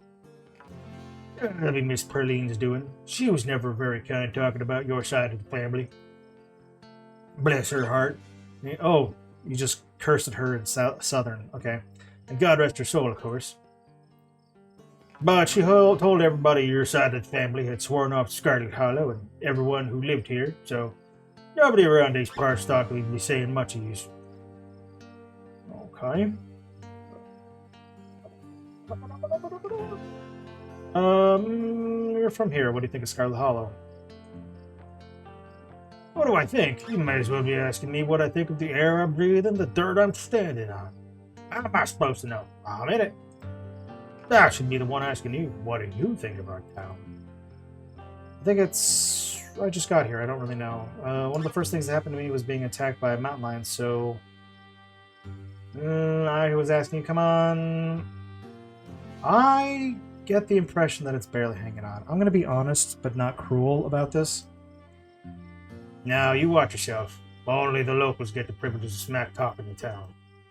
Main Street not be much doing as well as he used to, but that don't mean folks ain't still living here. But it'll come back. Scarlet Hollow always comes back, no matter how many times it looks to be falling apart. We'll do the mystical. I like this whole mystic, spooky dooky stuff that I'm doing here. I ain't gotta put stock in the superstitious whims of a stranger. Besides, you had a run-in with the critter? That ain't my sort of thing a person should be just let live. This goes beyond protecting my livestock now. Does it just me, or does it feel like we're being watched right? But that's just nature. You'll get used to it. Alright, well, tell me about yourself, Duke. Why not? You want to know about me? Can't say I know what there is to tell. Got a beautiful wife, Irma, who I love to hell and back. And I got her boy Bo and our little farm.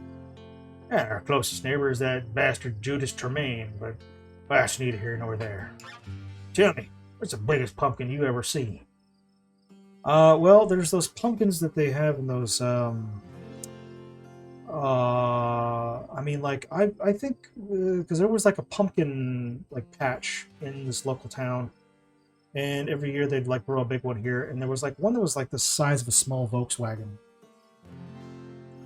But I also know that they also have, like, those pumpkins that they carve out and use as boats in, I think, Florida? I seen one about 500 pounds once. It was huge. Here. 500? That's pretty good. Doesn't hold a candle to my Big Betty, though. Feast your eyes. This beautiful lady. Duke pulls out his wallet, flipping open to a photograph of a very, very large pumpkin. She's our biggest yet. Me and Bo are taking her down to the fair this week, aiming to be home with a blue ribbon. Holy fuck!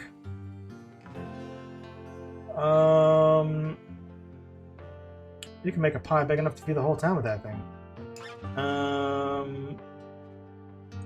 Yeah, I'm very curious. We got ourselves a hay lifter, and of course Bo's the big help. That boy is built like a bull. We try to put him in the other end of the lift as a counterweight. But to say it ain't easy. We've lost one or two over the years from mishandling. Not showstoppers like Betty, of course, but it's still stars. Even now that we've got the hang of things, it's still going to be giving me a heart attack to see her lifted up and not know whether something might go wrong.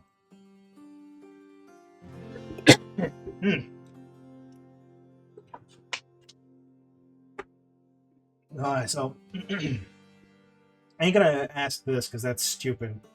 Because this is like, oh, why do you do that? And because it was there, kind of, you know, why do people climb mountains sort of question. How did it get so big? Patience and dedication, and a whole lot of work. I love Duke. He is so crusty and rural. I love him so much. Oh, and chicken buck, of course. Gotta have plenty of it. Less lately, which is with that mountain lion, but even if we don't manage to track it down tonight, it don't look like that thing's gonna long for this world. Unless it was some kind of horrible zombie from the bowels of hell. That would be terrible. My chickens would never be safe. I don't know. It's weird. I've kind of got like a Nixon mixed with Cartman kind of voice going for this guy. One way or the other, it'll soon cease to be on my list of problems. You can make a pie big enough the whole town. I would. Only it don't taste good. Irma does her best, but it's not much a giant pumpkin here is good besides animal feed. After showing up all the other pumpkin farmers in the state fair, of course. What do you think of Tabitha? You can be honest. You say that as if I would have a bad word to say. I think she knows the value of hard work, and I think she and your whole family have been the lifeblood of this town for longer than I've been alive. And then when a whole reason new jobs come out of this way, ain't just some tourist bullcrap. We have the Scarlets to thank about this place. Ain't just a glorified theme park like some other towns I could name. But I don't want to be a local flavor character selling my produce at some cutesy farm stand. Or folks up in the city where they think they want homegrown foods but get nervous when they see a brown spot. So I am grateful to Miss Tabitha. I will hear no slander to her good name. Well, let's see here. You feel like more of the kind of person I expect to find out here. Like you really belong. That feels rude. Here, let's do the Stella. But if you ask most people, there ain't been any in these parts for decades. But everybody who lives deep enough in these hills has a story or two about seeing one. Not that anybody believes us. And if we don't manage to bag that son of a bitch, you'll have one of them stories too. And then you'll get the rare pleasure of telling people you've seen with your own two eyes and never having anybody believe you.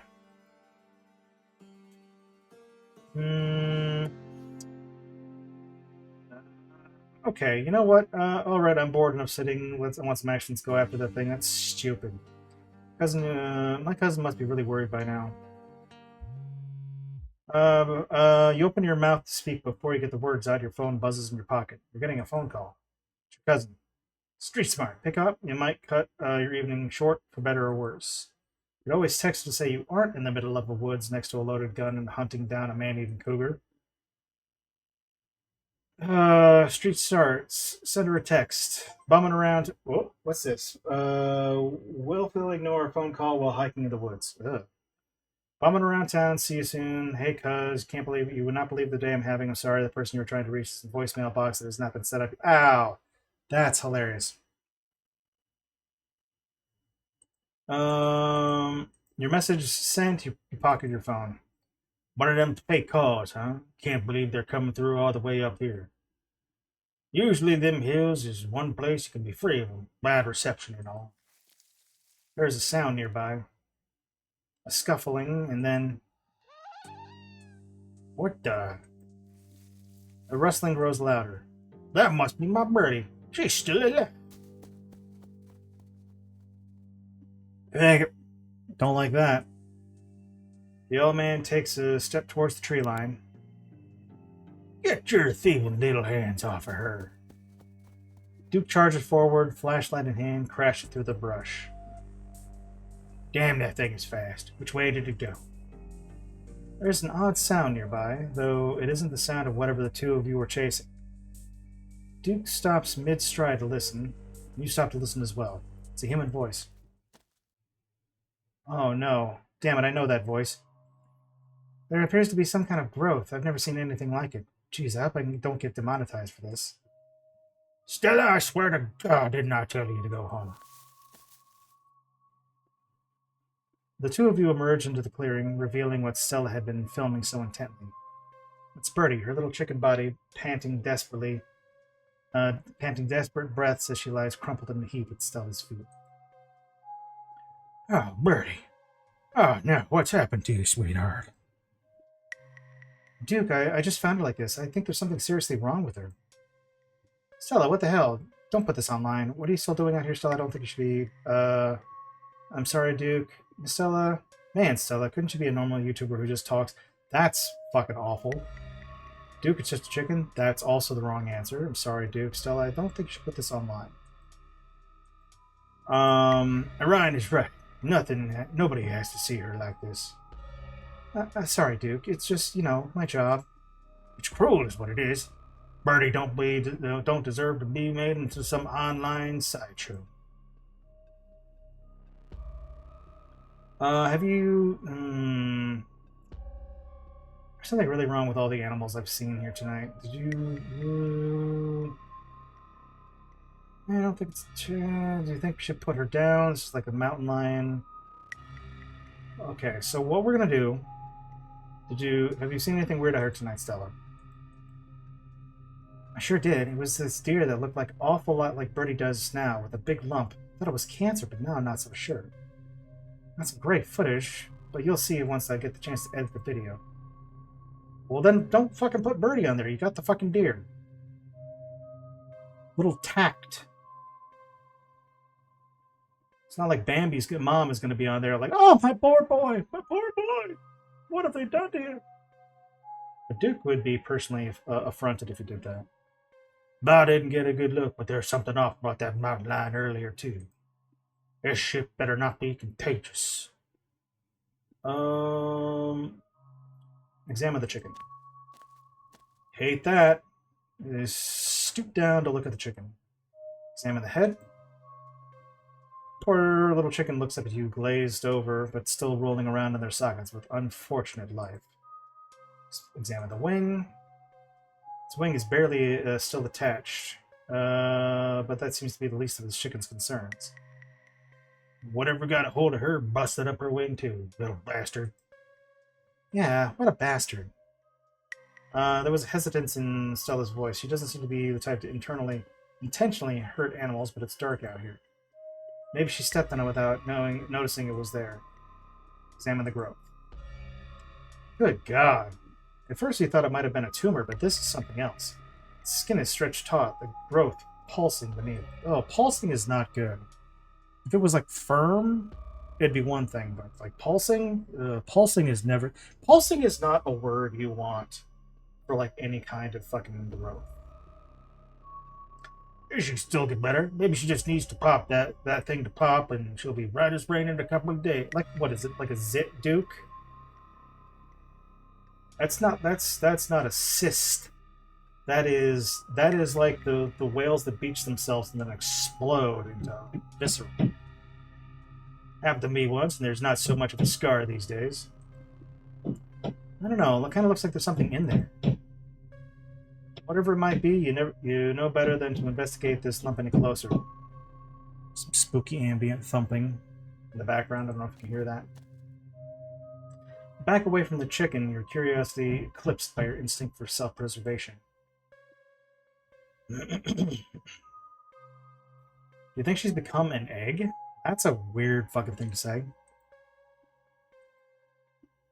Like one of those things that pop out of her? No, I refuse to entertain that notion. She ain't some kind of incubator. She needs that thing drained. Maybe some antibiotics, that's all.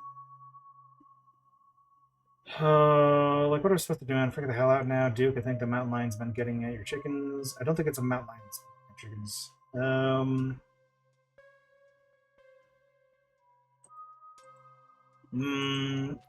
As you and Duke and Stella take stock of the situation, sound begins to wrap around you, gently at first. Barely a whisper. Then a guttural moan, and then another, until you suddenly find yourself surrounded by a chorus of groaning misery. Hey... I hear it whispering. I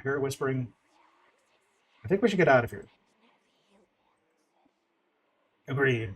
We've all had enough excitement. Come on, Birdie, let's get you home. Are you guys hearing this? She starts filming. You psychopath. Duke scoops up the injured Birdie, and the voices in the trees intensify. It's like you're suddenly surrounded. The strange sounds coming closer, growing bolder. I'm not... Oh. God, I forgot how horrifying these things are. What in the hell is that? Don't you step 1 foot closer or I'll shoot. Don't think I won't. Ugh. The man hesitates as the thing steps forward, fixing what seems to be its eyes on Bertie, tucked under Duke's arm. Gretchen starts making ungodly noises, screaming and howling and along with the din around you. Yeah, because, like, I don't know if you've ever seen, like, a pug just scream like a human. Those are fucking crazy. Oh, no. That poor sweet girl. You and Stella turned just in time to see another one of the creatures slithering out from a bush. Gretchen whines and barks, reaching a fevered pitch as another creature's malformed hands grasp at her. Oh my god. What's going on over there? What's going on over there? As Duke glances back, everything seems to happen at once. A pattern of unnatural feet, and then chaos. Oh, God. Oh no, please tell me I don't have to make a choice here. We're gonna save it real quick. Like, here's the thing.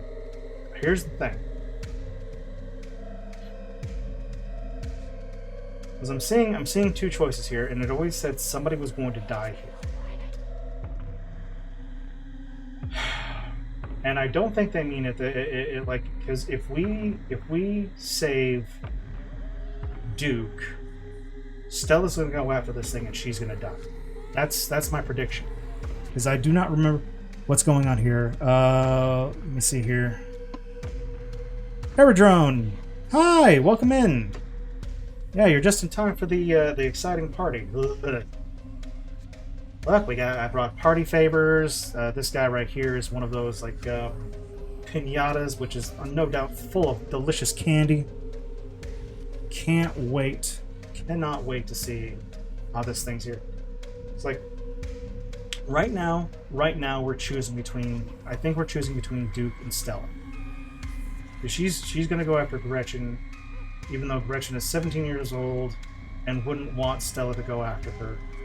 And Duke refuses to let his fucking chicken down while fucking E.T. here grabs at his gun.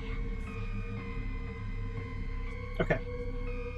Anyway, Duke grapples with the thing as it grabs at his shotgun, pushing the barrel out of the way as he grasps for Bertie with oddly jointed limbs. While Stella stares at shocked silence as if paused, watching as the other creature attempts to wrestle Gretchen into the darkness, her desperate cries going unheeded. Shit! Get your grubby little hands off my bird. I heard somebody's going to die that rough. I like candy though. Yeah, well, okay, so like with this one here, this is actually only my second time I've ever played through this, and I've barely gotten past this section. I played the demo 6 months ago. And I have Mystical and Street Smart. Mystical gave me like a little prediction that tonight one of these two people in the woods is going to die. And I am really... I mean, if I'm choosing between... I love Duke, and he's got the shotgun. Duke's lived. Duke's lived a life. You know? Stella is young and hot, and I kind of want to bang her. So, I mean, I honestly, I think I have to help Gretchen, and I think Duke's going to get dragged away. I don't want to make this choice, though. I really don't. But she's stupid. She should not be out here doing this stuff.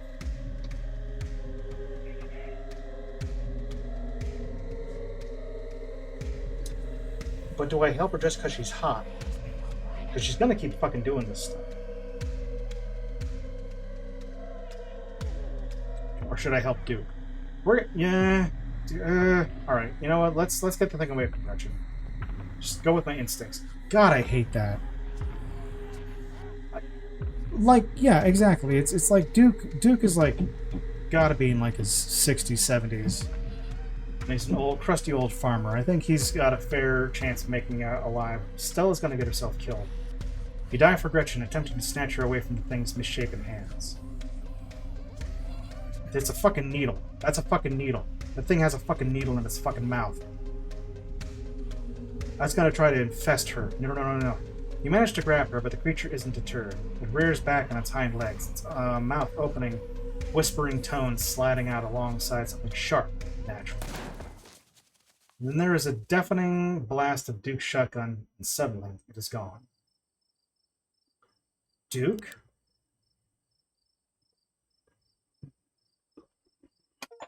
Oh, okay. Well, if that's a corn dog, that's a fucking the corn dog has gone off a little bit. Oh. Here's the thing: is I don't remember people dying last time. I don't. Did I make a wrong decision somewhere? Oh my god! What do we do? We get the fuck out. There are fucking weird worm crawling monsters with like corn dogs in their mouths. We need to get out of here. Okay, first things first. I grab Gretchen. There. Step 1 is done. Gretchen is safe. Great. Okay, step 2. What's step 2? Stella, we need to get her story straight. Duke is hunting accident by himself. Oh my god, the man saved my life today and he's gone. Hey, it's okay. Let's take some deep breaths to collect yourself. That's not. We call the cops, obviously. We go after those damn things. It's what he would want. Revenge. Damn it, Stella. Why didn't you do something? You just stood there filming. What's wrong with you? Well, Stella, looks like you got your footage you wanted. Happy now. Remain silent. No, that's stupid.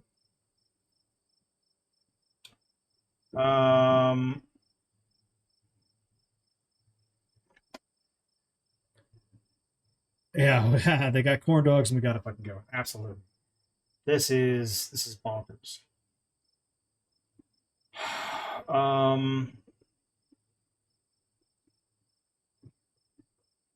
Like what even fucking okay. I don't know what happened.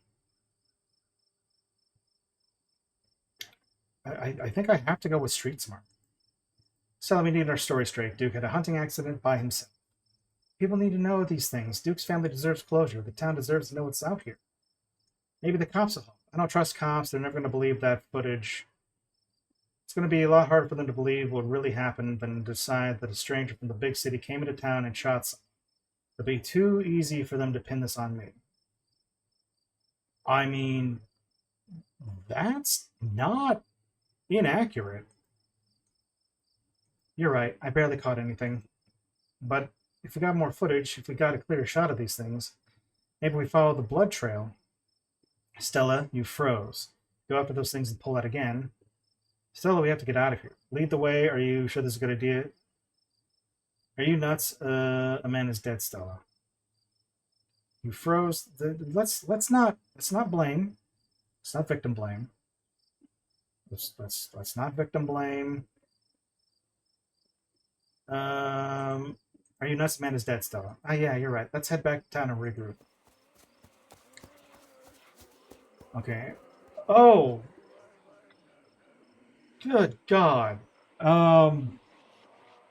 Like in the teeth. The teeth are fucking unnecessary. As you and Stella quickly make your way back through the woods, the unearthly whispers of creatures unknown once again surround you. Keep moving. Say nothing, continuing forward with grim determination. Oh, God. We're almost there.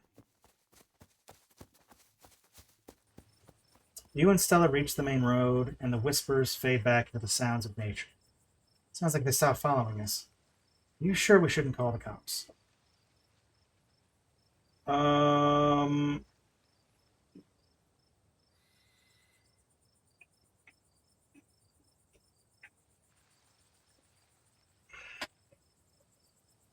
Yeah, no, it's not great at all. God, this is rough. I mean, I've made my choice. I've made my choice with Duke. Look at those dimples. Look at that fix. Um, Like what? So they're gonna question me if I say call the cops. But it's still not right to leave Duke's rotting body out there. Uh, I hate this. I hate this. I hate this. Like my weird fucking sense of justice can't just. One second, that call anyway. We're out of our depth here. I should get a reception now that we're back in the main road. Let me find my phone so I can call the sheriff. Oh my god. 6 missed calls from Tabitha. And a 13th text message. Tell her that you're okay. Text her she needs to calm down. Tabitha seems worried. Yikes, Tabitha is on the phone. Didn't think Tabitha would be so needy. Uh-oh, I think I'm in trouble. Nothing important. Keep it to yourself.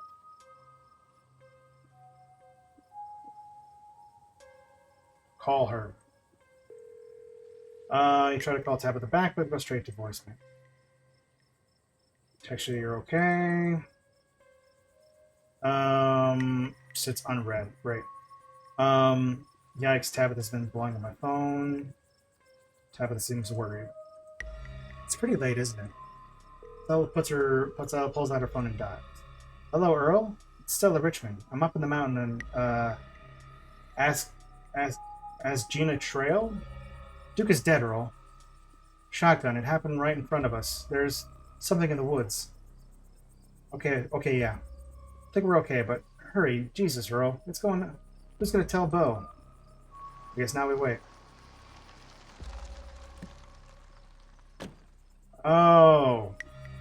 Yeah, I forgot fucking, like, what's his bucket? Barney Fife. I forgot Barney Fife was in charge of the local constabulary. Constabulary? Okay, and then of course we've got Agent Jones right back behind here. The pug made the right decision. Yeah, no, the pug. I mean, like, again, well, here's the thing. Just with the way that the dialogue had gone, I knew that if I went to save Duke, she'd try to save Gretchen because Gretchen, this beautiful, baby, girl, 17 years, she would have gone for her because she's obviously a good dog mom. And she'd have gotten her fucking self eaten or like stung with that fucking weird corn dog mouth and turned into a pus-filled zombie monster. And I wouldn't let it happen. I wouldn't let that happen. It takes a little while, but eventually a patrol car arrives at the scene. Out of it talk two officers. Sheriff Hugsby, a friendly older man, and Deputy Franklin, a serious man wearing sunglasses despite it being the middle of the night. See, right here, the thing jumps out of the woods and then the shotgun goes off. What in Sam Hill? What is that? Some kind of Pillsbury doughboy? Could have been a naked maniac.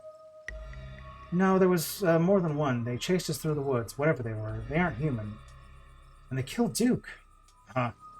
We're going to have to confiscate that camera, Miss Richmond, if you don't mind. This is evidence. Okay.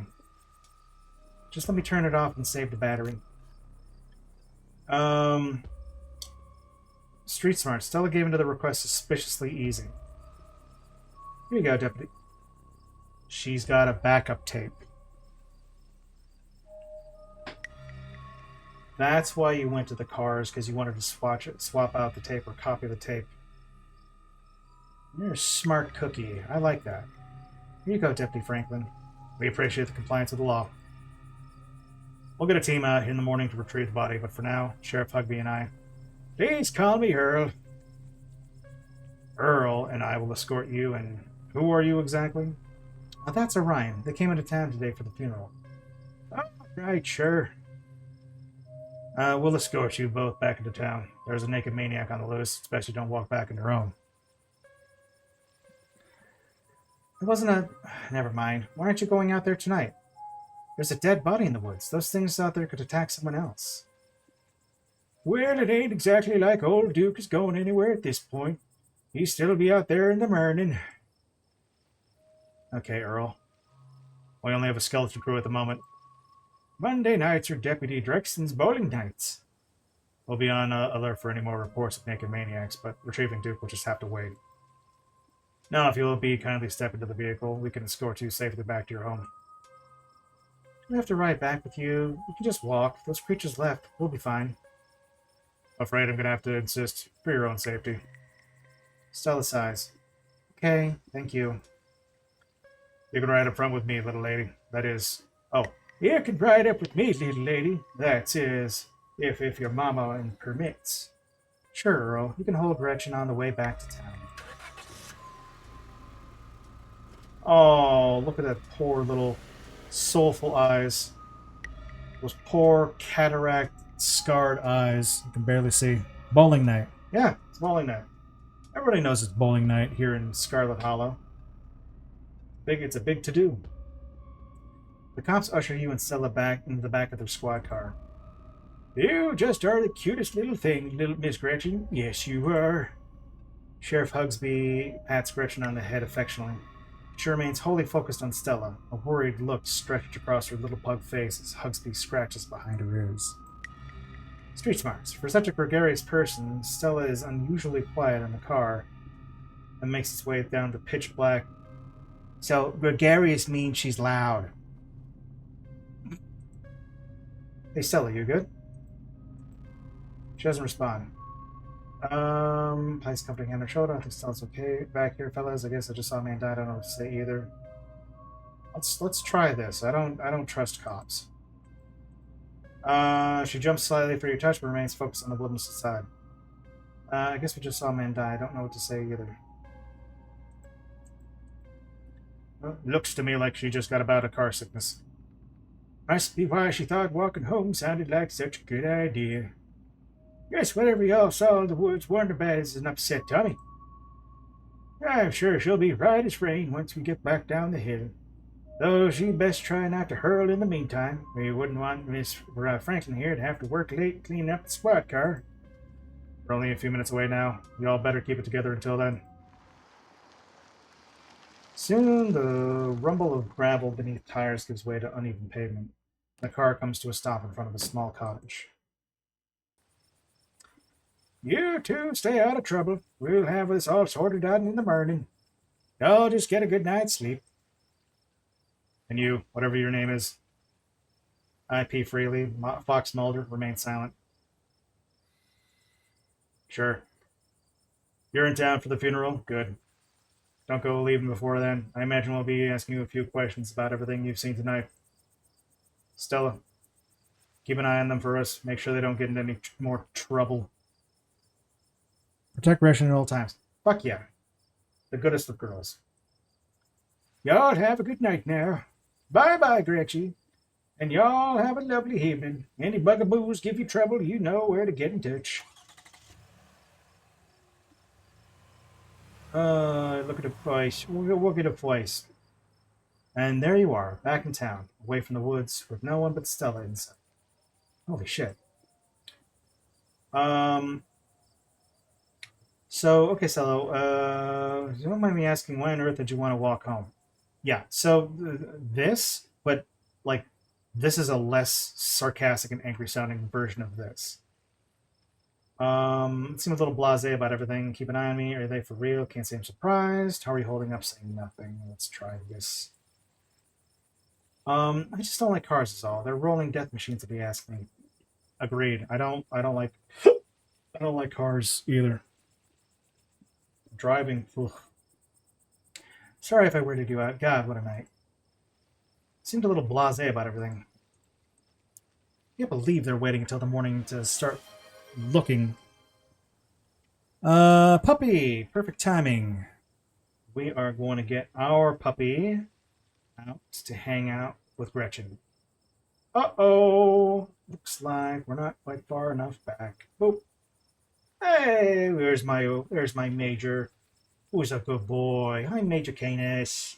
Oh, really, what a tongue. Look, you have twinsies. You got your tongue out, and Gretchen's got her tongue out. Oh. Let's see here. I can't believe they're winning. Who knows what those things are doing with that body right now. What's worse, I think they implied you're a suspect after we showed them all that footage. Yeah. They're cops. And I'm an easy victim because I'm a stranger in a sundown town.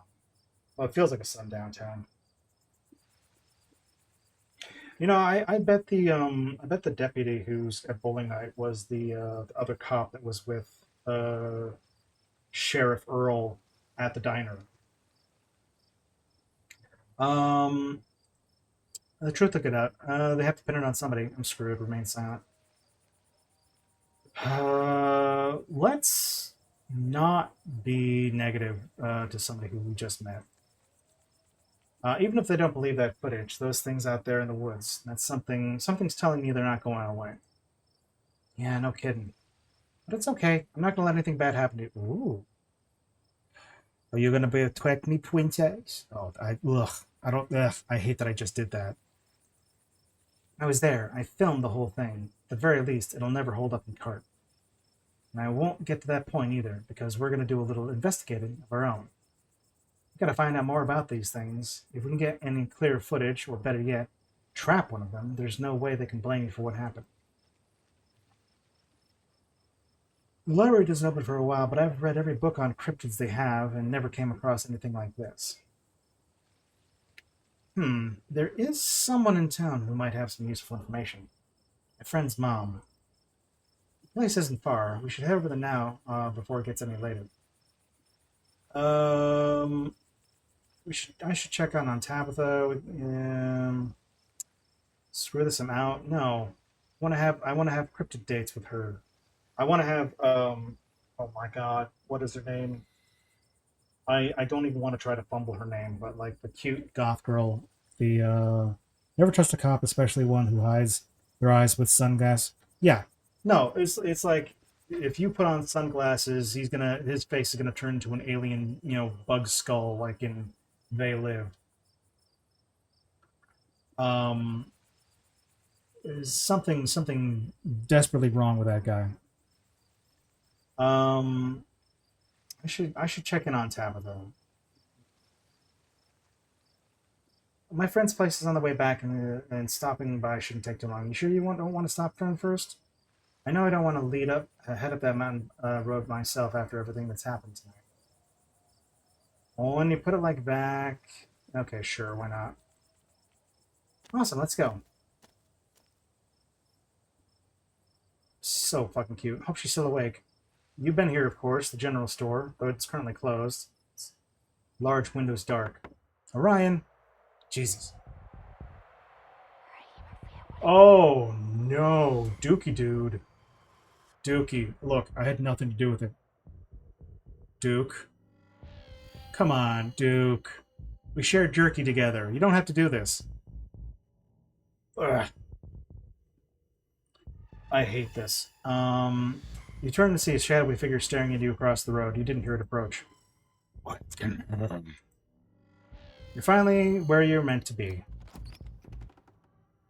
Great. Before you can respond, the door behind you swings open. An older woman stands in the entryway. Go home, Wayne. I can't help you tonight.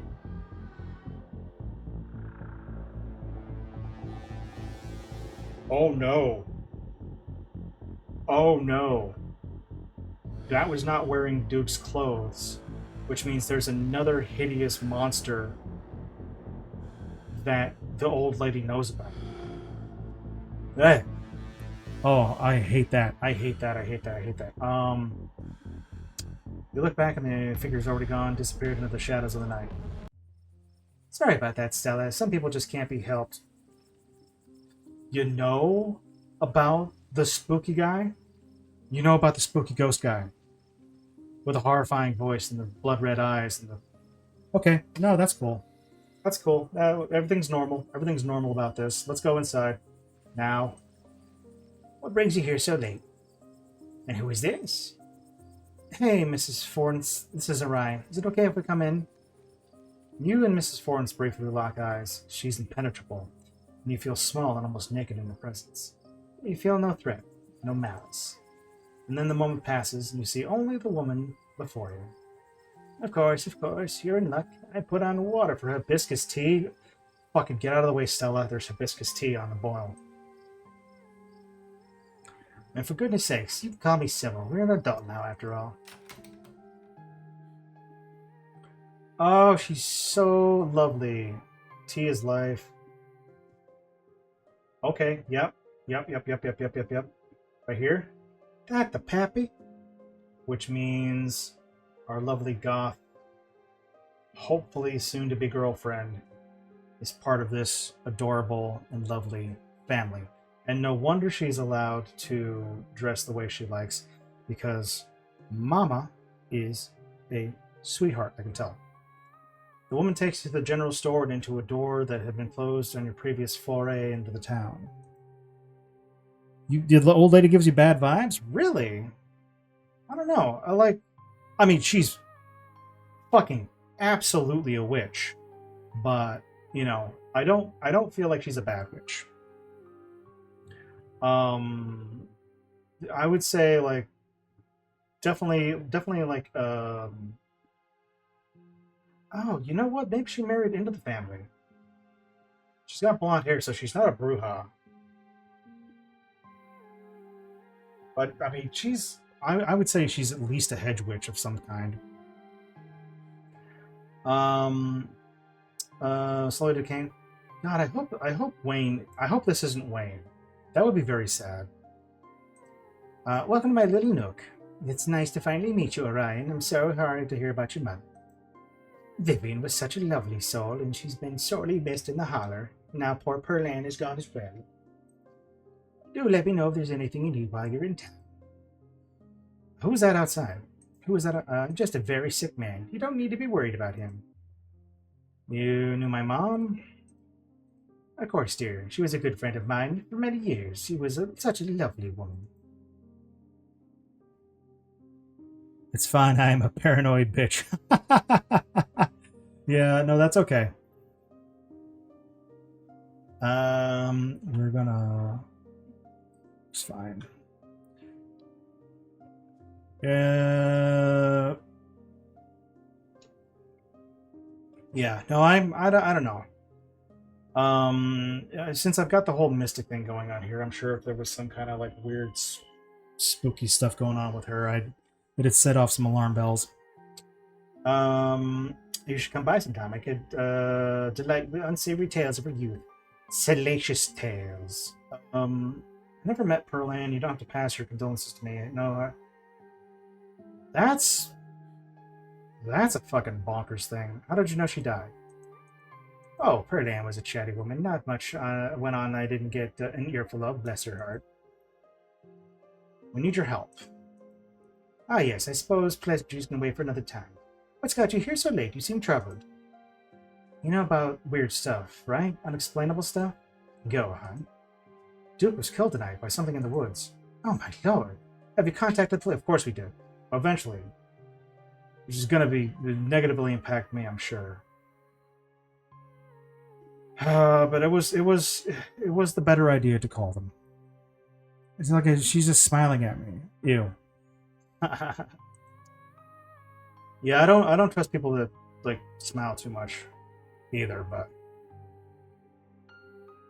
I don't know. I tend to get vibes about stuff like that. I think she's on the up and up.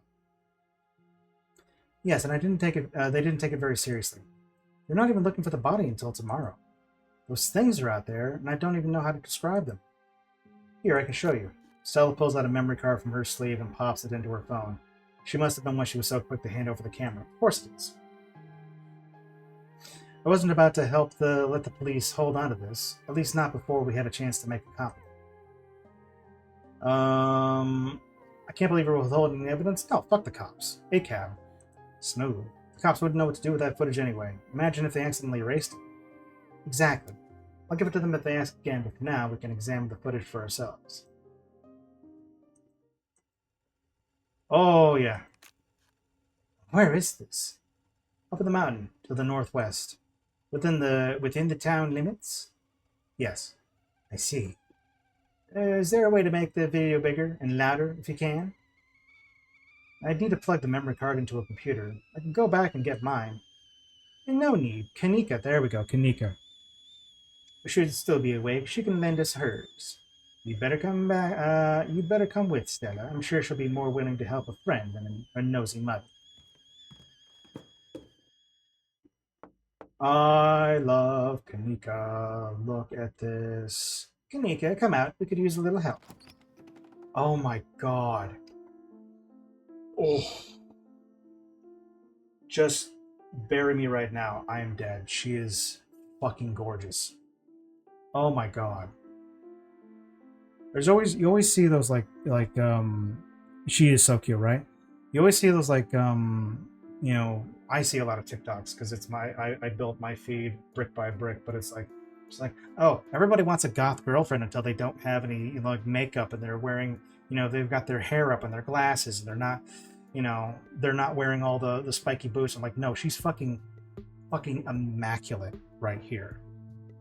Like all flavors of goth, even when they're out of makeup, I love it. Oh, okay. No, I'm normal about this. I'm absolutely normal about Kanika. Oh, hey, Stella. And Gretchen, who's a good potato? And Orion, okay, why are you all here? Sweetie, I was wondering if we could borrow your laptop. Stella and her friend have a video to show us. It's really important, Kanika. Okay. My room's a mess. I'll just bring it out here. Yes, I wouldn't want to see whatever salacious thing. I'm using that word again, but so normal. Yeah, no, I'm absolutely normal about this. She's got her rollers. She's got the rollers, so her hair. Okay, fucking immaculate. 100 out of 10. No notes. Absolutely gorgeous goddamn character. Heads up, Kanika. This is graphic. Duke got killed in the woods tonight. It's on the recording. Wait, are you serious? Duke's dead? Silence washes over the room as the video plays. Stella, what the hell is this?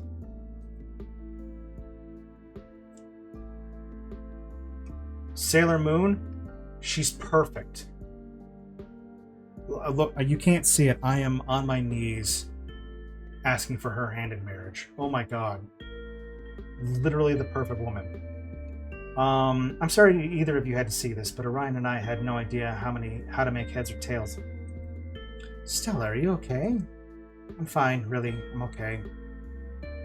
I'm just gonna remain silent. This is not the Orion show right now. Poor Duke. Poor Bo. Has anyone told him yet? We talked to the police. I hope they told Bo, but Earl and Deputy Franklin didn't seem to be much in a hurry to do anything. I'll call them later tonight. For now, we have to do something far more serious to discuss. Okay, so... Oh man, I really should have stopped it before this point, because we're getting pretty close to our usual cutoff point. What happened in the woods? We weren't supposed to see any of that. I agree, there's still things out there. Don't dismiss Duke's death like that. He saved my life. More serious than a man's death. Shut up. I didn't like Duke anyway. Fuck you. Here. You're not wrong.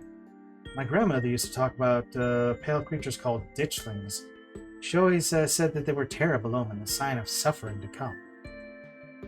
Mom, come on. Whatever's doing this is serious. Stop scaring Stella and Orion with this taily po crap. Kanika, sweetie, let your mother talk. She always said that they never hurt people, despite that grisly scene in the woods. Duke is dead. He probably was trying to wrestle his gun away from the thing, and it flung up, and he accidentally shot himself in the head. Then if these are ditchlings, his death would have been an accident. Or my grandmother was wrong, and she was very rarely wrong. Just as a flock of birds before a storm, the ditchlings congregate where tragedy is soon to fall. Jesus, Mom. Haven't they already been through enough? Do we really need to spooky window dressing? I mean, if it's your spooky window dressing, I'm perfectly happy with that. Ugh, sorry, normal. Normal. Normal. Everything is so normal right now. I'm absolutely not simping for a fictional character. I am... Namaste, I'm normal. I'm Normaste. Love to join the Discord, but I guess the link is expired. Yeah, I cannot figure out how to get like a permanent link. I know people have tried to tell me about that. I've got a couple more streams this week, um, and maybe I can get somebody to help me with that because it's a little quiet. I try to post when I can, but I'm not always great about that. But I mean, you can follow me on Blue Sky. That's where I do a lot of the posting for stuff like the book and other art and whatnot. Because I do all my own stuff here. But I'm Orion Starbeard on there, so you can absolutely follow me there. That's probably the easiest way to find updated stuff. And so yeah, I appreciate the support, absolutely. But I definitely need to do some housekeeping with the Twitch. Okay, now I know when I'm outnumbered. Maybe the disciplines are here for Duke. Kanika has a point, Stella. Stop calling Matt. Calling this magic is easy out. Jumping on wild. No, that's stupid. Making more of themselves. What are the secrets? Whatever it is.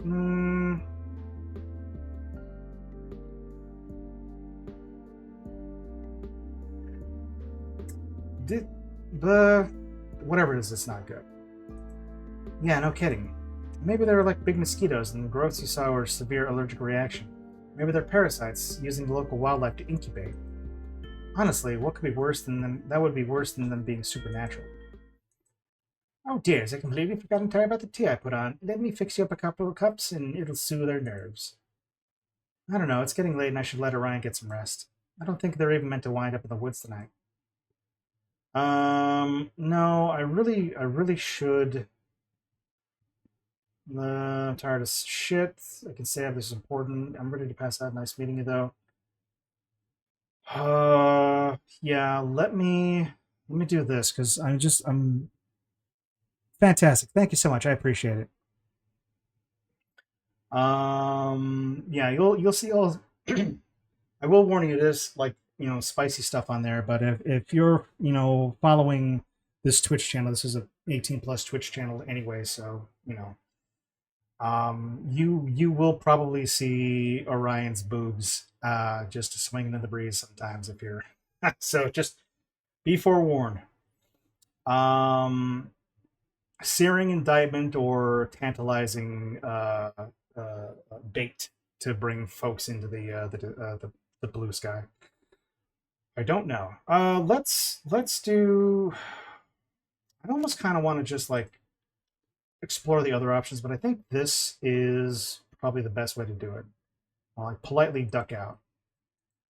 Thanks for the help, Sybil. It was nice meeting you. Sorry I had to be under such weird circumstances. Well, we should all hang out this week, Anika. Maybe we can even get Reese to chill with us. I could really use it, but for now, thank you both so much for everything. Let me get you some house-made peppermint tea to go. It really does do wonders to soothe the soul. Fine, there's a spice art of mine on YouTube. Fantastic. I love that. Love it, love it, love it. Bye, Stella. I'll see you tomorrow, okay? And call me if you need to talk. Thanks, Kanika. I'll see you. Bye, Orion. Okay, excellent. Iced or warm, although the nights are getting chillier. Warm will probably be best. Helps wake up the bones. Be careful out there, both of you. Sybil closes the door behind her. Alrighty, let's call it a night. Mind walking me home? Not at all. Wait, that's me. Are you good to find your way back? Nope. Nod, nervous look at the road behind you. Yep. Cool. I'll see you around. Yeah, we're in this together. It's not like I have much of a choice. I don't know. I need to process things and think time as soon as I can. Say nothing. Yes, we're in it together. Why not? Yeah, we are. Stay safe, buddy. Buddy? Oh, and them's fighting words. Okay, so what we're gonna do here is we're gonna save it right here. Thank you for everybody who stopped by to hang out, chat, support the channel. It's always appreciated. I am really excited to learn more about what's going on with this game because we're on a completely different path than I took the last time I played this, and more to come.